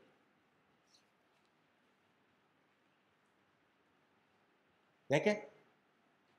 They are not trained for an vocation. For them pure content transfer takes place. ಅದೇನಿದ್ರು ಮತ್ತೆ ಬಂದು ಶಾಲೆಯಲ್ಲಿ ಟೀಚರ್ ಆಗಬೇಕು ಹೊರತು ಕಂಪ್ನಿಗಳು ಅವನ್ನ ತಗೊಳ್ಳೋದೇ ಇಲ್ಲ. Because they are not trained for that. ನಮ್ಮಲ್ಲೂ ಹಾಗೂ ಆಗುತ್ತೆ. BA ಜರ್ನಲಿಸಮ್ ಬಾಪ ಕೆಲಸಕ್ಕೆ ಸೇರ್ಕೊ, MA ಜರ್ನ ಹೋಗಿ ಮೇಷ್ಟ್ರಾಗು.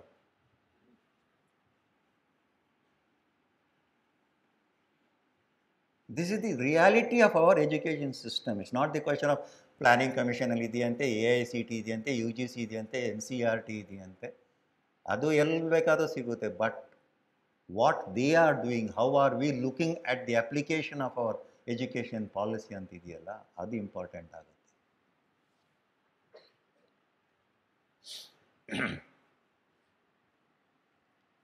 So all these engineers, doctors, agricultural scientists, horticulturists ಅಂತ ನಾವೇನು ಹೇಳ್ತೀನಿ, they learn and they apply. Application direct ಆಗಿರುತ್ತೆ. ಸೊ ಅಲ್ಲಿ ಹೋದಾಗ ನಿಮಗೆ ಟ್ರೈನಿಂಗ್ ಕೊಡ್ತೀವಿ ಅಂತ ಯಾರೂ ಕೂರಿಸ್ಕೊಳ್ಳಲ್ಲ. ಸೀದಾ ತೊಗೊಂಡೋಗಿ ಫೀಲ್ಡಲ್ಲಿ ಬಿಡ್ತಾರೆ, ನಿಮ್ಮ ಕೆಲಸ ಮಾಡೋಕೆ ಬರಲಿಲ್ಲ, ನಿಮ್ಮ ಕೆಲಸ.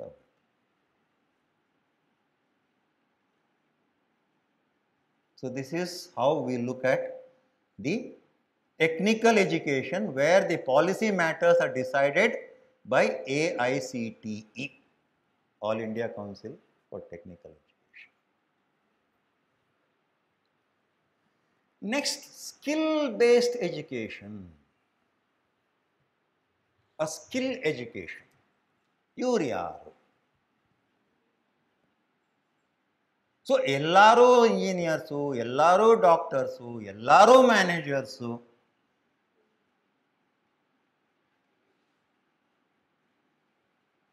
ಆಗ್ಬಿಟ್ರೆ ಬೇರೆ ಕೆಲಸಕ್ಕೆ ಜನ ಬೇಕಲ್ಲ. ಅಲ್ಲಿ ಈ ಸ್ಕಿಲ್ ಬೇಸ್ಡ್ ಎಜುಕೇಷನ್ ಬರುತ್ತೆ, ಮೂರನೇ ವಿಭಾಗ.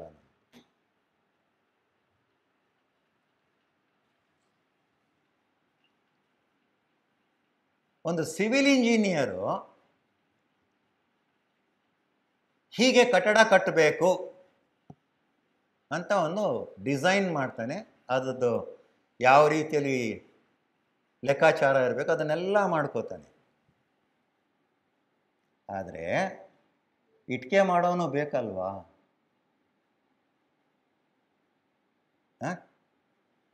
ಅಲ್ಲಿ ಬರ್ತಿದೆ technical education, skill-based education. How to manufacture a brick and how to lay the brick.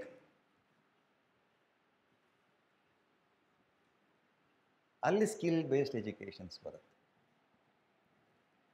So here the skill is imparted for immediate application. ಒಂದು ತರಬೇತಿ ಯಾವ ರೀತಿಯಲ್ಲಿ ಕೊಟ್ಟಿರ್ತಾರೆ ಅಂದರೆ, ಅವ್ನು ಕಲ್ತ್ಕೊಂಡು ನಾಳೆ ಬೆಳಗ್ಗೆ ಅವನ ಕೆಲಸ ಆದರೂ ಹುಡುಕೊಂಡು ಹೋಗ್ಬೋದು ಅಥವಾ ಸ್ವಂತ ತಾನೇ ಮಾಡ್ಕೋಬೋದು.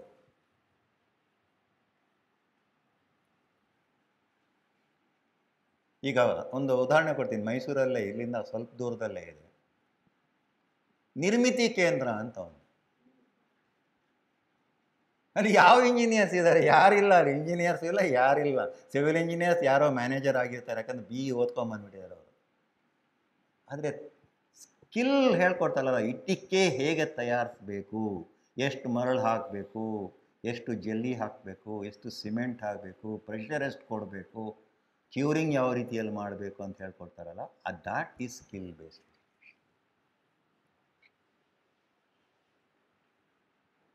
ಅದೇ ಥರ ಫಾರ್ಮಸಿ. ಡಾಕ್ಟ್ರುಗಳಿಗೆ ಬರೆದು ಬಿಡ್ತಾರೆ, ಇದು 4 ಸತಿ ತಗೊಳ್ಳಿ, ಮಲಗಾದ್ಮೇಲೆ ಒಂದು ತಗೊಳ್ಳಿ, ಎದ್ದೇಳೋಕೆ ಮುಂಚೆ ಒಂದು ತಗೊಳ್ಳಿ. ಸರಿ ನಾನು ಹೇಳಿದ್ದು? ಇಲ್ಲಲ್ಲ, ಮಲಗಾದ್ಮೇಲೆ ಹೆಂಗೆ ಗುಳಿಗೆ ತಗೊಳಕ್ಕಾಗತ್ತೆ? ಎದ್ದೇಳೋಕೆ ಮುಂಚೆ ಹೆಂಗೆ ತಗೊಳ್ಳಿ? ಇದ್ರ ಡಾಕ್ಟ್ರು ಬರೀತಾರೆ. ಬಟ್ ಮಾತ್ರ ತಯಾರಿಸ್ಬೇಕಲ್ಲ, ಅಲ್ಲಿ pharmacy. That is also skill based education. Nursing, doctor ಬರೆದು ಬಿಡ್ತಾರೆ, ಇವ್ರಿಗೆ 2 ಬಾಟಲ್ ಗ್ಲೂಕೋಸ್ ಕೊಡಿ. ಡಾಕ್ಟ್ರು ಕೊಡಲ್ವಲ್ಲ, ಬಂದು ನೋಡ್ತಾರೆ, ಹಾಂ ಹೋಗ್ತಾ ಇದೆಯಾ, ಏನಪ್ಪ ಚೆನ್ನಾಗಿದೆಯಾ, ಹಾಂ ಸರ್ ಚೆನ್ನಾಗಿದೆ. ನರ್ಸ್ ತಾನೇ ಕೊಡಬೇಕಾಗಿದೆ. That is skill based education. So look at the beautiful planning of education in our country as early as 1950. So planning commission ಮಾಡೋದಿದು. So 1950s ಇಂದ almost till the turn of the century, ಅಂದರೆ 2000, 3 major branches or categories of education were there. One was professional education, to create professionals who would help in administration of our country. Whatever it is, banking ಆಗ್ಬೋದು, administration ಆಗ್ಬೋದು, policing ಆಗ್ಬೋದು. Then the second set of people were trained in technical areas to provide technical support. ಒಬ್ಬ ಮೇಸ್ತ್ರಿ dam ಕಟ್ಟೋಕೆ ಸಾಧ್ಯ ಇಲ್ಲ, ಒಬ್ಬ ಮೇಸ್ತ್ರಿ ಮನೆ ಕಟ್ಟೋಕೆ ಸಾಧ್ಯ ಇಲ್ಲ, ಅದಕ್ಕೆ ಡಿಸೈನ್ ಮಾಡೋನೊಬ್ಬ ಬೇಕಲ್ಲ. ಆ ಡಿಸೈನಿಂಗ್ ಇವ್ರು ಮಾಡ್ತಾರೆ. ಆ ಟೆಕ್ನಿಕಲ್ ಎಜುಕೇಷನ್ ಪಡ್ಕೊಂಡಿರೋರು ಇರ್ತಾರಲ್ಲ, ಅವರು ಅದನ್ನು ಇಂಪ್ಲಿಮೆಂಟ್ ಮಾಡ್ತಾರೆ, ಆ ಡಿಸೈನಿಂಗ್. ಅದೇ ರೀತಿಯಲ್ಲಿ ಫಾರ್ ಎಕ್ಸಾಂಪಲ್ ಧರ್ಮಸ್ಥಳ ಮಂಜುನಾಥೇಶ್ವರ ಕಾಲೇಜಿನವರು in association with government of India RUDSET ಅಂತ ಮಾಡ್ಕೊಂಡಿದ್ದಾರೆ. ಅದು ಟೆಕ್ನಿಕಲ್ ಎಜುಕೇಷನಲ್ಲಿ ಒಂದು ವೈರಿಂಗ್ ಯಾವ ರೀತಿಯಲ್ಲಿ ಮಾಡಬೇಕು, ಈ ಸ್ವಿಚ್ ಇರ್ತೇವಲ್ಲ ಅದಕ್ಕೆ ವೈರಿಂಗ್ ಯಾವ ಥರ ಮಾಡಬೇಕು, ಆ ಸ್ವಿಚ್ ರಿಪೇರ್ ಹೆಂಗೆ ಮಾಡಬೇಕು, ಆ ಜಂಕ್ಷನ್ ಬಾಕ್ಸ್ನ ಹೆಂಗೆ ತಯಾರಿಸ್ಬೇಕು, ಅದನ್ನು ಹೇಳ್ಕೊಡ್ತಾರೆ. That is skill based education. ಇಲ್ಲಿ ಫಿಸಿಕಲ್ ಎಜುಕೇಷನು ಬರುತ್ತೆ. ಇಲ್ಲಿ ನಿಮ್ಮಲ್ಲಿ ಸ್ಕೂಲ್ಸ್ನಲ್ಲಿ ಇರ್ತಲ್ಲ, ಡ್ರಿಲ್ 1, 2, 3 ಮಾಡ್ತಾರೆ, ಅವರು ಅದಕ್ಕೆ ಬರ್ತಾರೆ.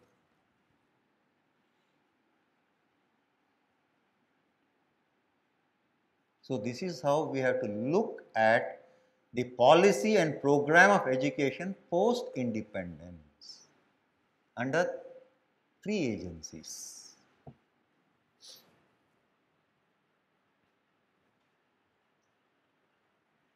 ತದನಂತರ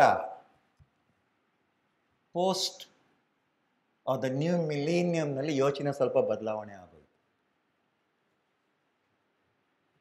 ನೀತಿ ಆಯೋಗ ಬರೋಕ್ಕೆ ಸ್ವಲ್ಪ ಮುಂಚೆ ಇನ್ನೆರಡು ಸಿಸ್ಟಮ್ನ ತಗೊಂಬಂದು,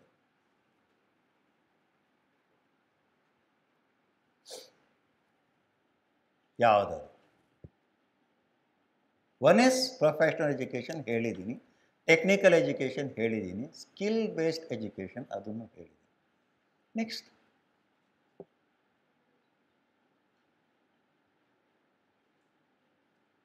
ಇನ್ನೆರಡು ಪ್ರೋಗ್ರಾಮ್ಸ್ನ ತಗೊಂಬಂದರು ಸರ್ಕಾರದವರು. ಅದು ಎಷ್ಟು ಮಟ್ಟಿಗೆ ಪರಿಣಾಮ ಬೀರಿದೆ ಅಂತ ನಮ್ಗೆ ಇನ್ನೂ ರಿಸರ್ಚ್ ಡೇಟಾ ಸಿಗ್ತಾ ಇಲ್ಲ. Probably you can take that as a project. ಈಗ ಯಾಕಂದ್ರೆ ರಿಸರ್ಚು ಕಲಿತಾ ಇದ್ದೀರಲ್ಲ ನೀವು, ಒಂದು ಸಜೆಷನ್ ಕೊಡ್ತೀನಿ. ನೀವು ಹೈಸ್ಕೂಲ್ ಟೀಚರ್ ಆದರೂ ಆಗಿ, ಕಾಲೇಜ್ ಟೀಚರ್ ಆದರೂ ಆಗಿ, ಪಾಠ ಮಾಡಿ ಸಂಬಳ ತಗೊಳ್ಳಿ,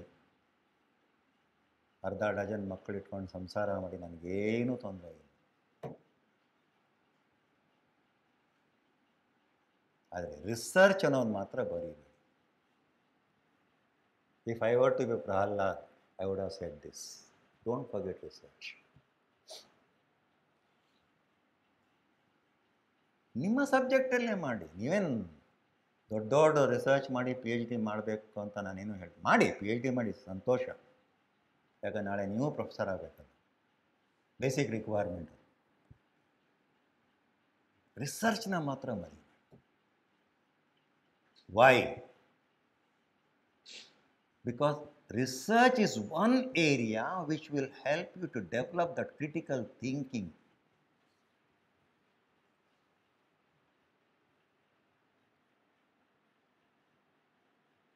ನಾನು ಇಷ್ಟೆಲ್ಲ ಯೋಚನೆ ಮಾಡೋದಕ್ಕೆ ಕಾರಣ ರಿಸರ್ಚೇ.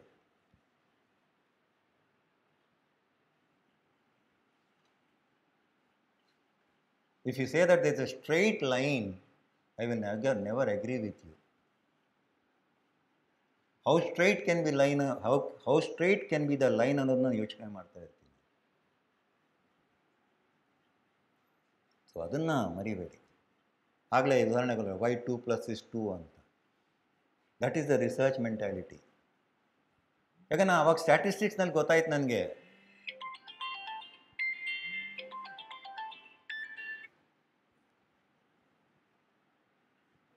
Every number has A lower limit and an upper limit ಅಂತ. ಆ ಸ್ಟ್ಯಾಟಿಸ್ಟಿಕ್ಸ್ ನಾನು ಕಲಿದೇ ಹೋಗಿದ್ರೆ ನಾನು ಎಲ್ಲರ ಥರನೇ 2 + 2 = 4. ಸೊ ರಿಸರ್ಚ್ನ ಮರಿಬೇಡಿ. ಓಕೆ, ಇನ್ನೆರಡು ವಿಭಾಗ ಯಾವುದು, ಇನ್ನೆರಡು ಪಾಲಿಸಿ ಮ್ಯಾಟರ್ಸ್ ಯಾವುದು ಇಲ್ಲಿ? One is value education.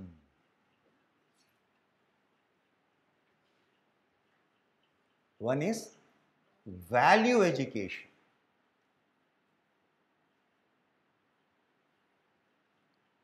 The other is environmental education. ಇವೆರಡನ್ನ ತಗೊಂಬಂದ್ರು ನಮ್ಮ ಸರ್ಕಾರ.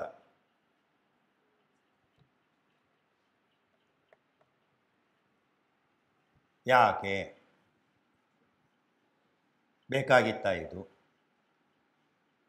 ನಾನೊಂದು ಇಂಜಿನಿಯರ್ ಆದರೆ ಸಾಕಾಗಲ್ವಾ? ನಾನೊಂದು ಡಾಕ್ಟರ್ ಆದರೆ ಸಾಕಾಗಲ್ವಾ? ನಾನೊಂದು ಬ್ಯಾಂಕ್ ಮ್ಯಾನೇಜರ್, ಒಂದು ಅಕೌಂಟೆಂಟ್ ಆದರೆ, ಚಾರ್ಟರ್ಡ್ ಅಕೌಂಟೆಂಟ್ ಆದರೆ ಸಾಕಾಗಲ್ವಾ? ಸಾಕು, ಜೀವನಕ್ಕೆ ಸಾಕು. ನಮ್ಮ ಎಷ್ಟರಾದರೆ ಸಾಕಾಗಲ್ವಾ? ಮಾಸ್ಟರ್ಸ್ ಡಿಗ್ರಿ MSc ಮಾಡ್ಕೊಂಡ್ಬಿಟ್ಟಿದ್ದೀನಿ, ನಾನು ಬಾಟ್ನಿ ಟೀಚರ್ ಆಗ್ತೀನಿ, ಫೈನ್, ತಪ್ಪೇನಿಲ್ಲ, ಸಾಕು.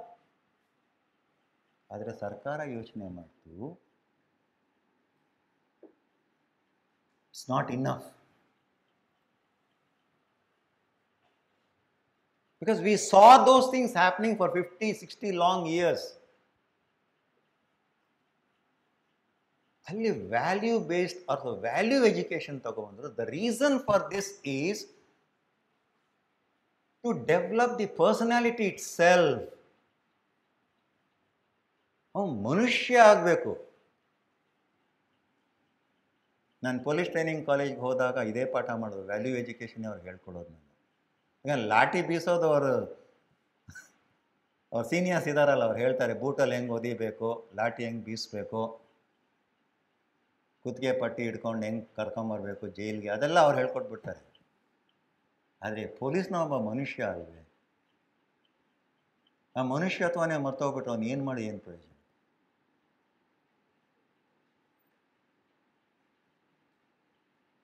ಸೊ ಆ ಲಾಠಿ ಬೂಟು ಬಿಟ್ಟು ಅವನು ಯಾವ ರೀತಿಯಲ್ಲಿ ಇರಬೇಕು ಅನ್ನೋದನ್ನು ನಾವು ಹೇಳ್ಕೊಡೋದು ವ್ಯಾಲ್ಯೂ ಎಜುಕೇಷನ್. ಬರ್ಕೊಳ್ಳಿ. The main function of any education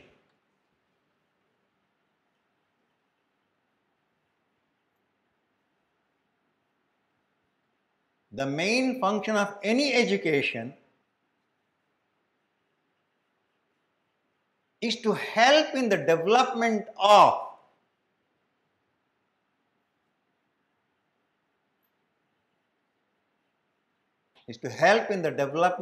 of individual personality of human.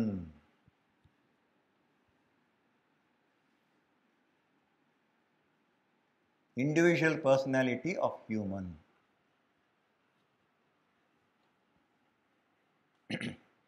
ಇದದ್ದು ಥಿಯರಿ ಎಲ್ಲ ನಾನು ತಲೆ ಕೆಡ್ಸ್ಕೊಳ್ಳೋಕೆ ಹೋಗೋದಿಲ್ಲ, ಅದು ಸಿಗುತ್ತೆ ಎಲ್ಲಿ ಬೇಕಾದ್ರೆ. ಅಪ್ಲಿಕೇಶನ್ ಯಾವ ರೀತಿಯಲ್ಲಿ ಆಗುತ್ತೆ ಅದನ್ನು ನೋಡೋಣ.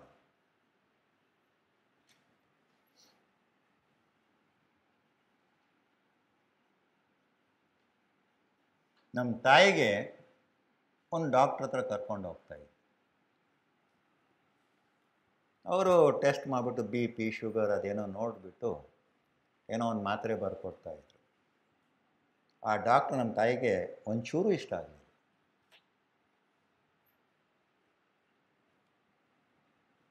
ಬಿಡಪ್ಪ ಅವನು ಡಾಕ್ಟ್ರು, ಅವನೇನು ಮನುಷ್ಯನ ಅಂತ ಹೇಳಿದ್ರು ಒಂದು ದಿವಸ ನನಗೆ. ನನಗೆ ಆಶ್ಚರ್ಯ ಆಯ್ತು, ಇದೇನಿದು ಹಿಂಗೆ ಹೇಳ್ತಾರೆ, ಡಾಕ್ಟ್ರ್ ಆಗಬೇಕು, ಅವನು ಮನುಷ್ಯನೇ ಇಲ್ಲರೆ ಏನಂತ, ಅವನೇನು ಕತ್ತೇನ, ಈಸ್ ಆಲ್ಸೋ ಎ ಹ್ಯೂಮನ್. ಆವಾಗ ನಾನು ನಮ್ಮ ತಾಯಿ ಹತ್ರ ಕಲಿತೆ ವ್ಯಾಲ್ಯೂ ಅನ್ನೋದು ಏನು. ಸರಿ, ಇನ್ನೊಂದು ಡಾಕ್ಟ್ರ್ ಹತ್ರ ಕರ್ಕೊಂಡು ಹೋದೆ, ಬೇಜಾರಾಯ್ತಲ್ಲ, ಇಷ್ಟಪಟ್ಟಿಲ್ಲ. ಇನ್ನೊಂದು ಯಾರೋ ನನ್ನ ಪಕ್ಕದ ಮನೆಯವರು, ಈ ಡಾಕ್ಟ್ರ್ ಹತ್ರ ಹೋಗಿ ಸರ್ ಚೆನ್ನಾಗಿದ್ದಾರೆ ಅಂದ ಚಂದ ಏನು, ಜ್ವರ ಬಂದರೆ ಮಾತ್ರೆ ಬರ್ಕೊಂಡು. ಅದು ನಮಗೆ ತುಂಬ ಇಷ್ಟ ಆಗುತ್ತೆ, ಯಾಕಂದರೆ he was the human there for her. ಬನ್ನಿ ಮಾ ಕೂತ್ಕೊಳ್ಳಿ, ಏನು ಸಮಾಚಾರ, ಮಾತೆ ತಗೊಳ್ತಾ ಇದ್ದೀರಾ, ಮಕ್ಕಳು ಬಂದಿದ್ರ ಮನೆಗೆ, ಮೊಮ್ಮಕ್ಕಳೆಲ್ಲ ಬಂದಿದ್ರ. ಇದು ಬೇಕಾಗಿತ್ತು ನಮ್ಮ ಮನೆಗೆ. My mother was looking for that solace ಇಲ್ಲಿ. So value education provides that solace in every human.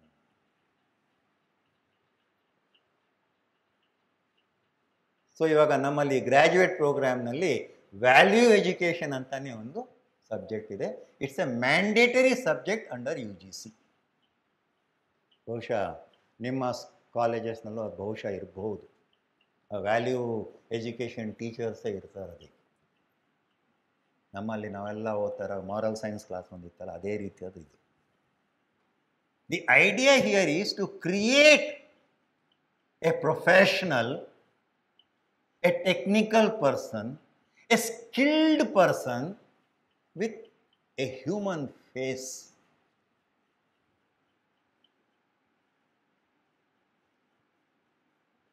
ಈಗ ಎಲ್ಲರೂ ಟೀಚರ್ಸು, ನಮಗೆ ಪಾಠ ಮಾಡೋದಕ್ಕೆ ಎಲ್ಲ ಥರದ್ದು ಟೀಚರ್ಸ್ ಬರ್ತಾರೆ. ಆದರೆ we like 1 or 2 of them, not all. ಯಾಕೆ? ಡಿಫ್ರೆನ್ಸ್ ಇದೆಯಲ್ವ ಅಲ್ಲಿ. That is the spirit of value education. So to develop a human personality, a presentation ಇದೆಯಲ್ಲ, ಅದು ತುಂಬ ಮುಖ್ಯ.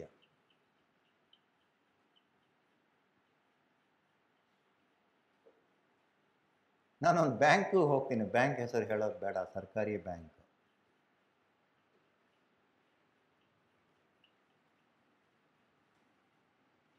ಚಿಲ್ಲರೆ ಕೊಡಿ, ನಮಗೆಲ್ಲ ಚಿಲ್ಲರೆ ತಾನೇ ಬೇಕು, ನಾವು ಯಾವುದು ಗೂಗಲ್ ಪೇ ಏನಿಲ್ಲ.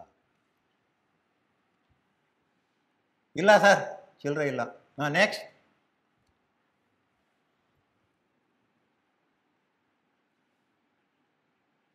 ಬ್ಯಾಂಕಲ್ಲಿ ಚಿಲ್ಲರೆ ಇಲ್ಲ ಅಂದರೆ ಅದು ಹೇಗೆ?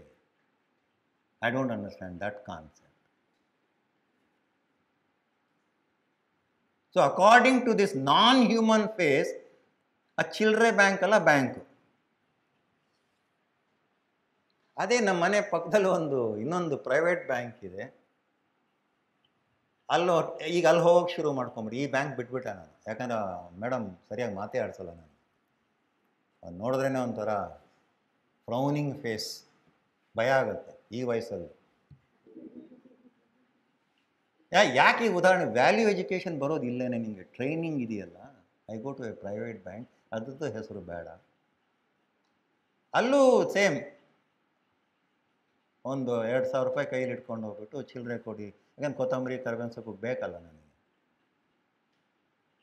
ನೋಡು ಸರ್ ಬನ್ನಿ, ಯಾವ ರೀತಿಯಲ್ಲಿ ಸರ್ ಹೆಲ್ಪ್ ಮಾಡಿ ನಿಮಗೆ, ನಿಮ್ಮ ಚಿಲ್ಲರೆ ಇಲ್ಲಿ ಕೂತ್ಕೊಳ್ಳಿ ಸರ್, ಪಾಪ 2,000 ಚಿಲ್ಲರೆ ಅಂತ ಕೊಡು, ಅವನು ನಾನು ಕೂತಿದ್ದ ಜಾಗಕ್ಕೆ ತಂದು ಕೊಡ್ತಾನೆ.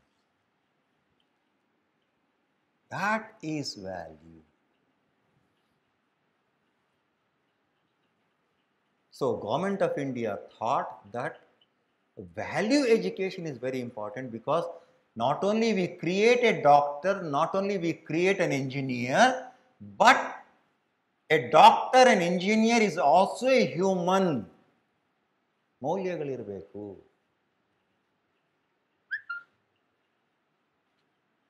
ಅದೇ ಡಾಕ್ಟರ್ ದೇವಿ ಶೆಟ್ಟಿಗೆ ಎಲ್ಲರೂ ನಮಸ್ಕಾರ ಮಾಡ್ತಾರೆ. ಅವರೇನು ಬಿಟ್ಟು ಯಾರಿಗೂ ಔಷಧಿ ಕೊಡಲ್ಲ, ಅವರು ಫೀಸ್ ತಗೊಂಡೇ ತಗೋತಾರೆ. ಯಾಕೆ? ಅವ್ರು ಮಾತಾಡೋ ರೀತಿ, ಅವ್ರ ನಡವಳಿಕೆ ಇತರೆ ಡಾಕ್ಟರ್ಗಳಿಂದ ಭಿನ್ನವಾಗಿರುತ್ತೆ ಅಷ್ಟೇ, ಇನ್ನೇನು ವ್ಯತ್ಯಾಸ ಇಲ್ಲ. So that is the next. The fourth approach to education in India.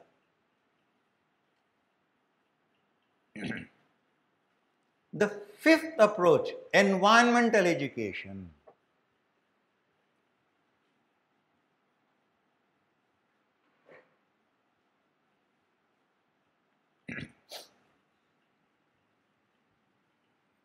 This came very late. ನಮ್ಮ ಎಜುಕೇಷನ್ ಸಿಸ್ಟಮ್ನಲ್ಲಿ ತುಂಬ ನಿಧಾನವಾಗಿ ಬಂತು. ಬಹುಶಃ ಇದು ಮೊದಲೇ ಬಂದಿದ್ದರೆ we would have been A different country. ಮಾಲಿನ್ಯ ಅನ್ನೋದೇ ನಮ್ಮ ದೇಶದಲ್ಲಿ ಇರ್ತಾ ಇದ್ದಿಲ್ಲ. Unfortunately it came very late.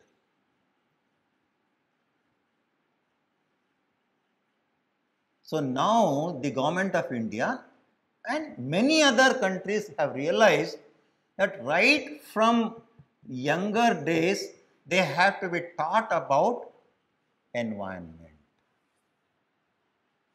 ಯಾವಾಗ ಆಕಾಶಕ್ಕೆ ತೂತು ಹಾಕ್ಬಿಟ್ಟು ತಲೆ ಸುಟ್ಕೊಂಡ್ಮೇಲೆ ಜ್ಞಾನ ಬಂತು ನಮಗೆ, ಆ ತೂತನ್ನ ನಾವು ಮುಚ್ಚಬೇಕು ಅನ್ನೋದು. ಏನಪ್ಪ ತೂತದು? What did we puncture? Ozone. ಅಂದರೆ ಓಝೋನ್ ಇದೆ ಅಂತ ನಮ್ಗೆ ಗೊತ್ತಿದ್ದಿಲ್ಲ ಅಂತಿಲ್ಲ, ಇತ್ತು, ಮೊದಲೇ ಗೊತ್ತಿದೆ ಓಝೋನ್ ಇದೆ ಅಂತ. ಆದರೆ ತೂತಾಗೋಗ್ಬಿಡುತ್ತೆ, ಅಲ್ಲಿಂದ ಬರುತ್ತೆ, ನಮ್ಮ ತಲೆ ಸುಡುತ್ತೆ ಅಂತ ನಮ್ಮ ಪರಿಜ್ಞಾನ ಇದ್ದಿಲ್ಲ. ಯಾವಾಗ ನಮ್ಮ ತಲೆ ಸುಟ್ಟು ನಂತರ ಆಗೋಯ್ತೋ ಆವಾಗ ಬಂತು ಕೊಬ್ಬರಿ ಎಣ್ಣೆ ಹಚ್ಕೋಬೇಕು, ಉದ್ದ ಕೂದಲಾಗುತ್ತೆ ಅಂತ. That is environment education. can you believe my mother refused to use cooking gas? ಅಯ್ಯೋ ಇಲ್ಲಪ್ಪ, ಅದು ಸಿಡಿದೋಗುತ್ತೆ ಅಂತೆ, ಅದು ಬೆಂಕಿ ಎತ್ಕೊಂಡ್ಬಿಡುತ್ತೆ ಅಂತ.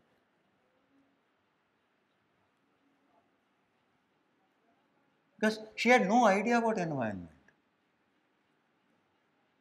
ಅವ್ರಿಗೇನಿದ್ರು ಸೌದೆ ತರಬೇಕು, ಇದ್ಲು ತರಬೇಕು, ಅಡುಗೆ ಮಾಡಬೇಕು. ಇದರ ಅಡುಗೆನೇ ಅಲ್ಲ. It took a lot of time for me to explain to her what are the advantages of cooking gas. ಒಂದು, ಅಡುಗೆ ಬೇಗ ಆಗುತ್ತೆ, ಓಕೆ, ಬಟ್ ಬೇರೆ ಅಡ್ವಾಂಟೇಜಸ್ ಏನಿದೆ ಅದರಲ್ಲಿ? ಸೊ ನಾನು ಅವಾಗ ಹೇಳ್ತಾ ಇದ್ದೆ ಅವ್ರಿಗೆ, ಹೇಗೆ ನಾನು ಎನ್ವೈರನ್ಮೆಂಟ್ ಎಜುಕೇಷನ್ ನಮ್ಮ ಮನೇಲೇ ತೊಗೊಂಬಂದೆ ಅನ್ನೋದಕ್ಕೆ ಉದಾಹರಣೆ ಇದೆ. ನಾನು ಹೇಳ್ತಾ ಇದ್ದೆ, ಅಮ್ಮ ನೀನು ಸೌದೆನಲ್ಲಿ ಅಡುಗೆ ಮಾಡ್ತೀಯಾ, ಇದ್ಲು ಹುಡುಕ್ತೀಯಾ, ಇಷ್ಟು ಮರ ಕಡಿಬೇಕಾಗತ್ತೆ, ಇದೆಲ್ಲ ಆಗೋಗುತ್ತೆ, ಹಾಗಾಗಿ ನಮಗೆ ಪರಿಸರ ಹಾಳಾಗೋಗುತ್ತೆ. ಈಗ few years back she understood the value of environment. ಅವ್ರಿಗೆ ಯಾವ ರೀತಿಯಲ್ಲಿ ಹೇಳ್ಕೊಟ್ಟೆ ಅಂದರೆ, ನಾನು ಹೈದರಾಬಾದ್ನಲ್ಲಿ ಹುಟ್ಟಿ ಬೆಳೆದಿದ್ದು, ಸಮ್ಮರಲ್ಲಿ ತಡ್ಕೊಳ್ಳೋಕ್ಕಾಗಲ್ಲ, ಅಷ್ಟು ಸೆಕೆ ಇರುತ್ತೆ. ಖುಷಿಯಾಗಿ ಬೆಂಗಳೂರಿಗೆ ಬಂದುಬಿಡ್ತಾ ಇದ್ದೆ. ನಮ್ಮಮ್ಮ ಬೆಂಗಳೂರಿನಲ್ಲಿ ಇದ್ದಿದ್ದು. ದೊಡ್ಡಬಳ್ಳಾಪುರ ದಾಟ್ತಾ ಇರೋ ಹಾಗೇನೆ ನಾನು ಸ್ವೆಟರ್ ಹಾಕ್ಕೋಬೇಕಾಗ್ತಾ ಇತ್ತು. ನಮ್ಮ ಮನೆಯಲ್ಲಿ ಫ್ಯಾನ್ ಅನ್ನೋದೇ ಗೊತ್ತಿಲ್ಲ, ಅಷ್ಟು ಚೆನ್ನಾಗಿತ್ತು ವೆದರ್. ಈಗ ಎ ಸಿ ಇಲ್ಲದೆ ಬದುಕೋಕ್ಕಾಗಲ್ಲ ಬೆಂಗಳೂರಿನಲ್ಲಿ.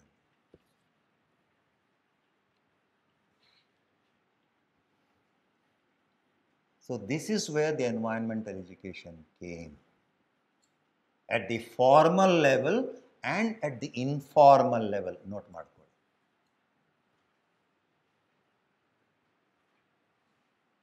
At the formal level and at the informal level. Formal ಲೆವೆಲ್ನಲ್ಲಿ ಏನು? ಸ್ಕೂಲು ಮತ್ತು ಕಾಲೇಜ್ಗಳಲ್ಲಿ ಎನ್ವೈರನ್ಮೆಂಟ್ ಬಗ್ಗೆ ಒಂದು ಪಾಠ. ಎನ್ವೈರನ್ಮೆಂಟ್ ಅಂದರೆ ಏನು, ಅದನ್ನು ಹೇಗೆ ಸಂರಕ್ಷಣೆ ಮಾಡ್ಕೋಬೇಕು, ಹೇಗೆ ಹಾಳಾಗ್ತಾ ಇದೆ, ಯಾವ್ಯಾವ ರೀತಿಯಲ್ಲಿ ಹಾಳಾಗ್ತಾ ಇದೆ, ಅದನ್ನು ಹೇಗೆ ನಾವು ಸಂರಕ್ಷಣೆ ಮಾಡ್ಕೋಬೇಕು, ಬೇರೆ ಬೇರೆ ರೀತಿಯಲ್ಲಿ ಹೇಗೆ ನಾವು ಡೆವಲಪ್ ಆಗೋಕ್ಕೆ ಸಾಧ್ಯ, ಇದೆಲ್ಲ ಶಾಲೆ ಕಾಲೇಜ್ಗಳಲ್ಲಿ even I think first standard ಸ್ಟೂಡೆಂಟಿಂದಾನೇ ಬಂದ್ಬಿಡುತ್ತೆ. ನಮ್ಮಲ್ಲಿ ಒಂದು ಸಬ್ಜೆಕ್ಟ್ ಇಂಟ್ರಡ್ಯೂಸ್ ಮಾಡಿಬಿಟ್ಟಿದ್ದೀವಿ ನಾವು, ಎನ್ವೈರ್ನ್ಮೆಂಟ್ ಜರ್ನಲಿಸಮ್ ಅಂತ. ಅದರದ್ದೇ ಒಂದು ಪತ್ರಿಕೋದ್ಯಮ. Idea is not to report, ಅವನ್ನೆಲ್ಲ ಹೋಗ್ಬಿಟ್ಟು ಎನ್ವೈರ್ನ್ಮೆಂಟ್ ಬಗ್ಗೆನೇ ರಿಪೋರ್ಟ್ ಮಾಡಬೇಕು, ATQ ಹೇಳಬೇಕಂತ ನಾನು ಹೇಳ್ತಾ ಇಲ್ಲ. But at least that knowledge will come into my students that we are responsible for the environment. Informal ಲೆವೆಲಲ್ಲಿ ಏನು ಮಾಡಿದ್ದಾರೆ, ಮನೆಯಲ್ಲಿ 2 ಥರದ ಕಸದ ಬುಟ್ಟಿ. ಕರೆಕ್ಟ್? ನಮ್ಮ ಮನೇಲಿ ಒಂದೇ ಥರ ಇದೆ ಇಲ್ಲಿ, ಯಾಕಂದ್ರೆ ಇನ್ನೂ ಮೈಸೂರಿನಲ್ಲಿ ಅದು ಬಂದಿಲ್ಲ 2 ಥರದ ಬುಟ್ಟಿ. ಕೆಲವು ಜಾಗದಲ್ಲಿ ಬಂದಿರಬೇಕು, ಬೆಂಗಳೂರಿನಲ್ಲಿ ಕಡ್ಡಾಯ. ಇದರಿಂದ ಅದರಿಂದ ಇದಕ್ಕೆ ಹಾಕಿದ್ರೆ ಅವ್ನು ಎತ್ಕೊಂಡೇ ಹೋಗೋದಿಲ್ಲ, ಸಪ್ರೇಟ್ ಮಾಡಿ ನಾವೇನೇ ಕೊಡಬೇಕು. So this is where in a very informal manner the general public is educated on the environment.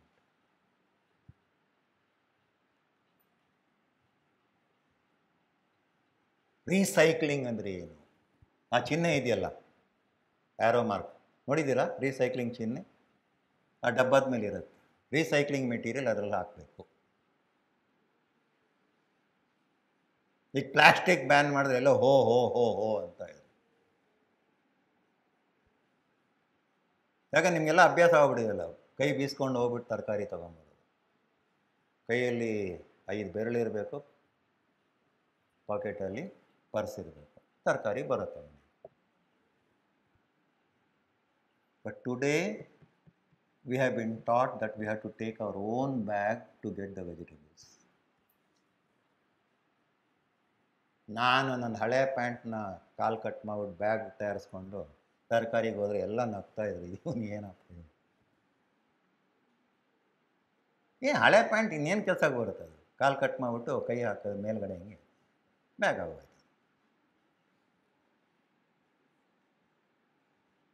People is to laugh at me. ಈಗ ಗೊತ್ತಾಗ್ತಾ ಇದೆ ಜನಕ್ಕೆ. Now people understand what is the value of that bag ಅನ್ನೋದು. ಇನ್ನು ಹಳೆ ಜಮಾನದಲ್ಲಿ probably ನಿಮ್ಮ grandparents ಅಥವಾ ನಿಮ್ಮ ಪೇರೆಂಟ್ಸು ಒಂದು ಕೈ ಚೀಲ ಹಿಡ್ಕೊಂಡು ಹೋಗೋರು, ಅವ್ರೇನು ತಪ್ಪು ಮಾಡಲಿಲ್ಲ. They protected our environment. ನಾವು ಹಾಳು ಮಾಡಿದ್ದೀವಿ ಅದನ್ನು, ಪ್ಲಾಸ್ಟಿಕ್. ಸೊ ನಾವು ಇನ್ ದಿ ಫಾರ್ಮಲ್ ಎಜುಕೇಷನ್ ಆ ಪ್ಲಾಸ್ಟಿಕ್ಗೆ ಎಷ್ಟು ವಯಸ್ಸಿರುತ್ತೆ ಅಂತ ಹೇಳ್ಕೊಡ್ತಾರೆ. A plastic can survive half age, ಅರ್ಧ ವಯಸ್ಸು. ಐಡಿಯಾ ಇದೆಯಾ? ಒಂದು ಪ್ಲಾಸ್ಟಿಕ್ ಹೂತು ಹಾಕಿಬಿಟ್ರೆ ಎಷ್ಟು ವರ್ಷ ಅಲ್ಲಿ ಆ ನೆಲದಲ್ಲಿ ಬದುಕಿರುತ್ತೆ. ಅದು ಪ್ಲಾಸ್ಟಿಕ್ ಥರ ಇರುತ್ತೆ.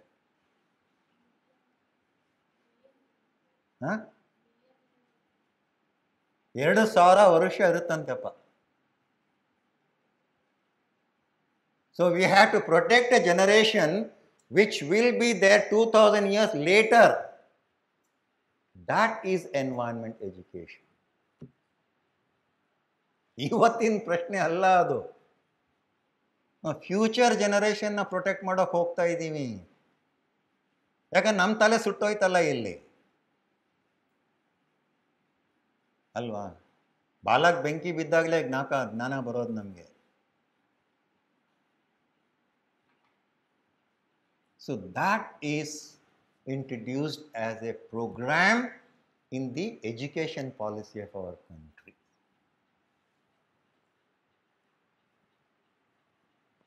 So 5 variations are there: professional education, technical education, skill-based education, value education, and environmental education.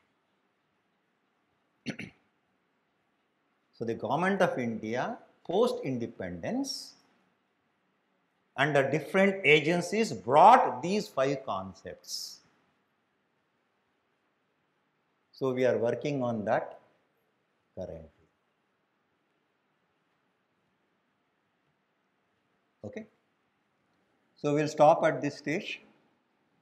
When we meet next, ಸಾಹೇಬ್ರು ಯಾವಾಗ ಹೇಳ್ತಾರೆ ಅವಾಗ ಬರ್ತೀನಿ. On that day Sir, he will start and I will end it up. We will learn what UGC does, what AICTE does, and what NCERT does. Because we have to talk about professional education, which comes under UGC. We have to talk about technical education, which comes under AICTE. And we have to talk about school education, which comes under NCERT. ಅದೇ ರೀತಿಯಲ್ಲಿ state level agencies ಇದ್ದಾವೆ, ಇಲ್ಲ ಅಂತೇಳಿ. So will talk about this 3 primary education in our next class. Value education ಅಲ್ಲಿ one most important component is being introduced, or it's already there. Human rights. We completely forgot. Animal right ಬಗ್ಗೆ ಮಾತಾಡ್ತೀವಿ, human right ಬಗ್ಗೆ ಮಾತಾಡೋಣ. ನಾಯಿಗೆ ಹೊಡೆದ್ರೆ ಬಂದ್ಬಿಡ್ತಾರೆ ಜನ ಮನೆ ಹತ್ರ. ಈ ಮನುಷ್ಯನಿಗೆ ಹೊಡೆದ್ರೆ ಏನಿಲ್ಲ, ಯಾರು ಬರಲ್ಲ. ಆ ಹ್ಯೂಮನ್ ರೈಟ್ಸ್ ಒಂದು element, if time permits I bring that concept. That is also education. Okay, thank you.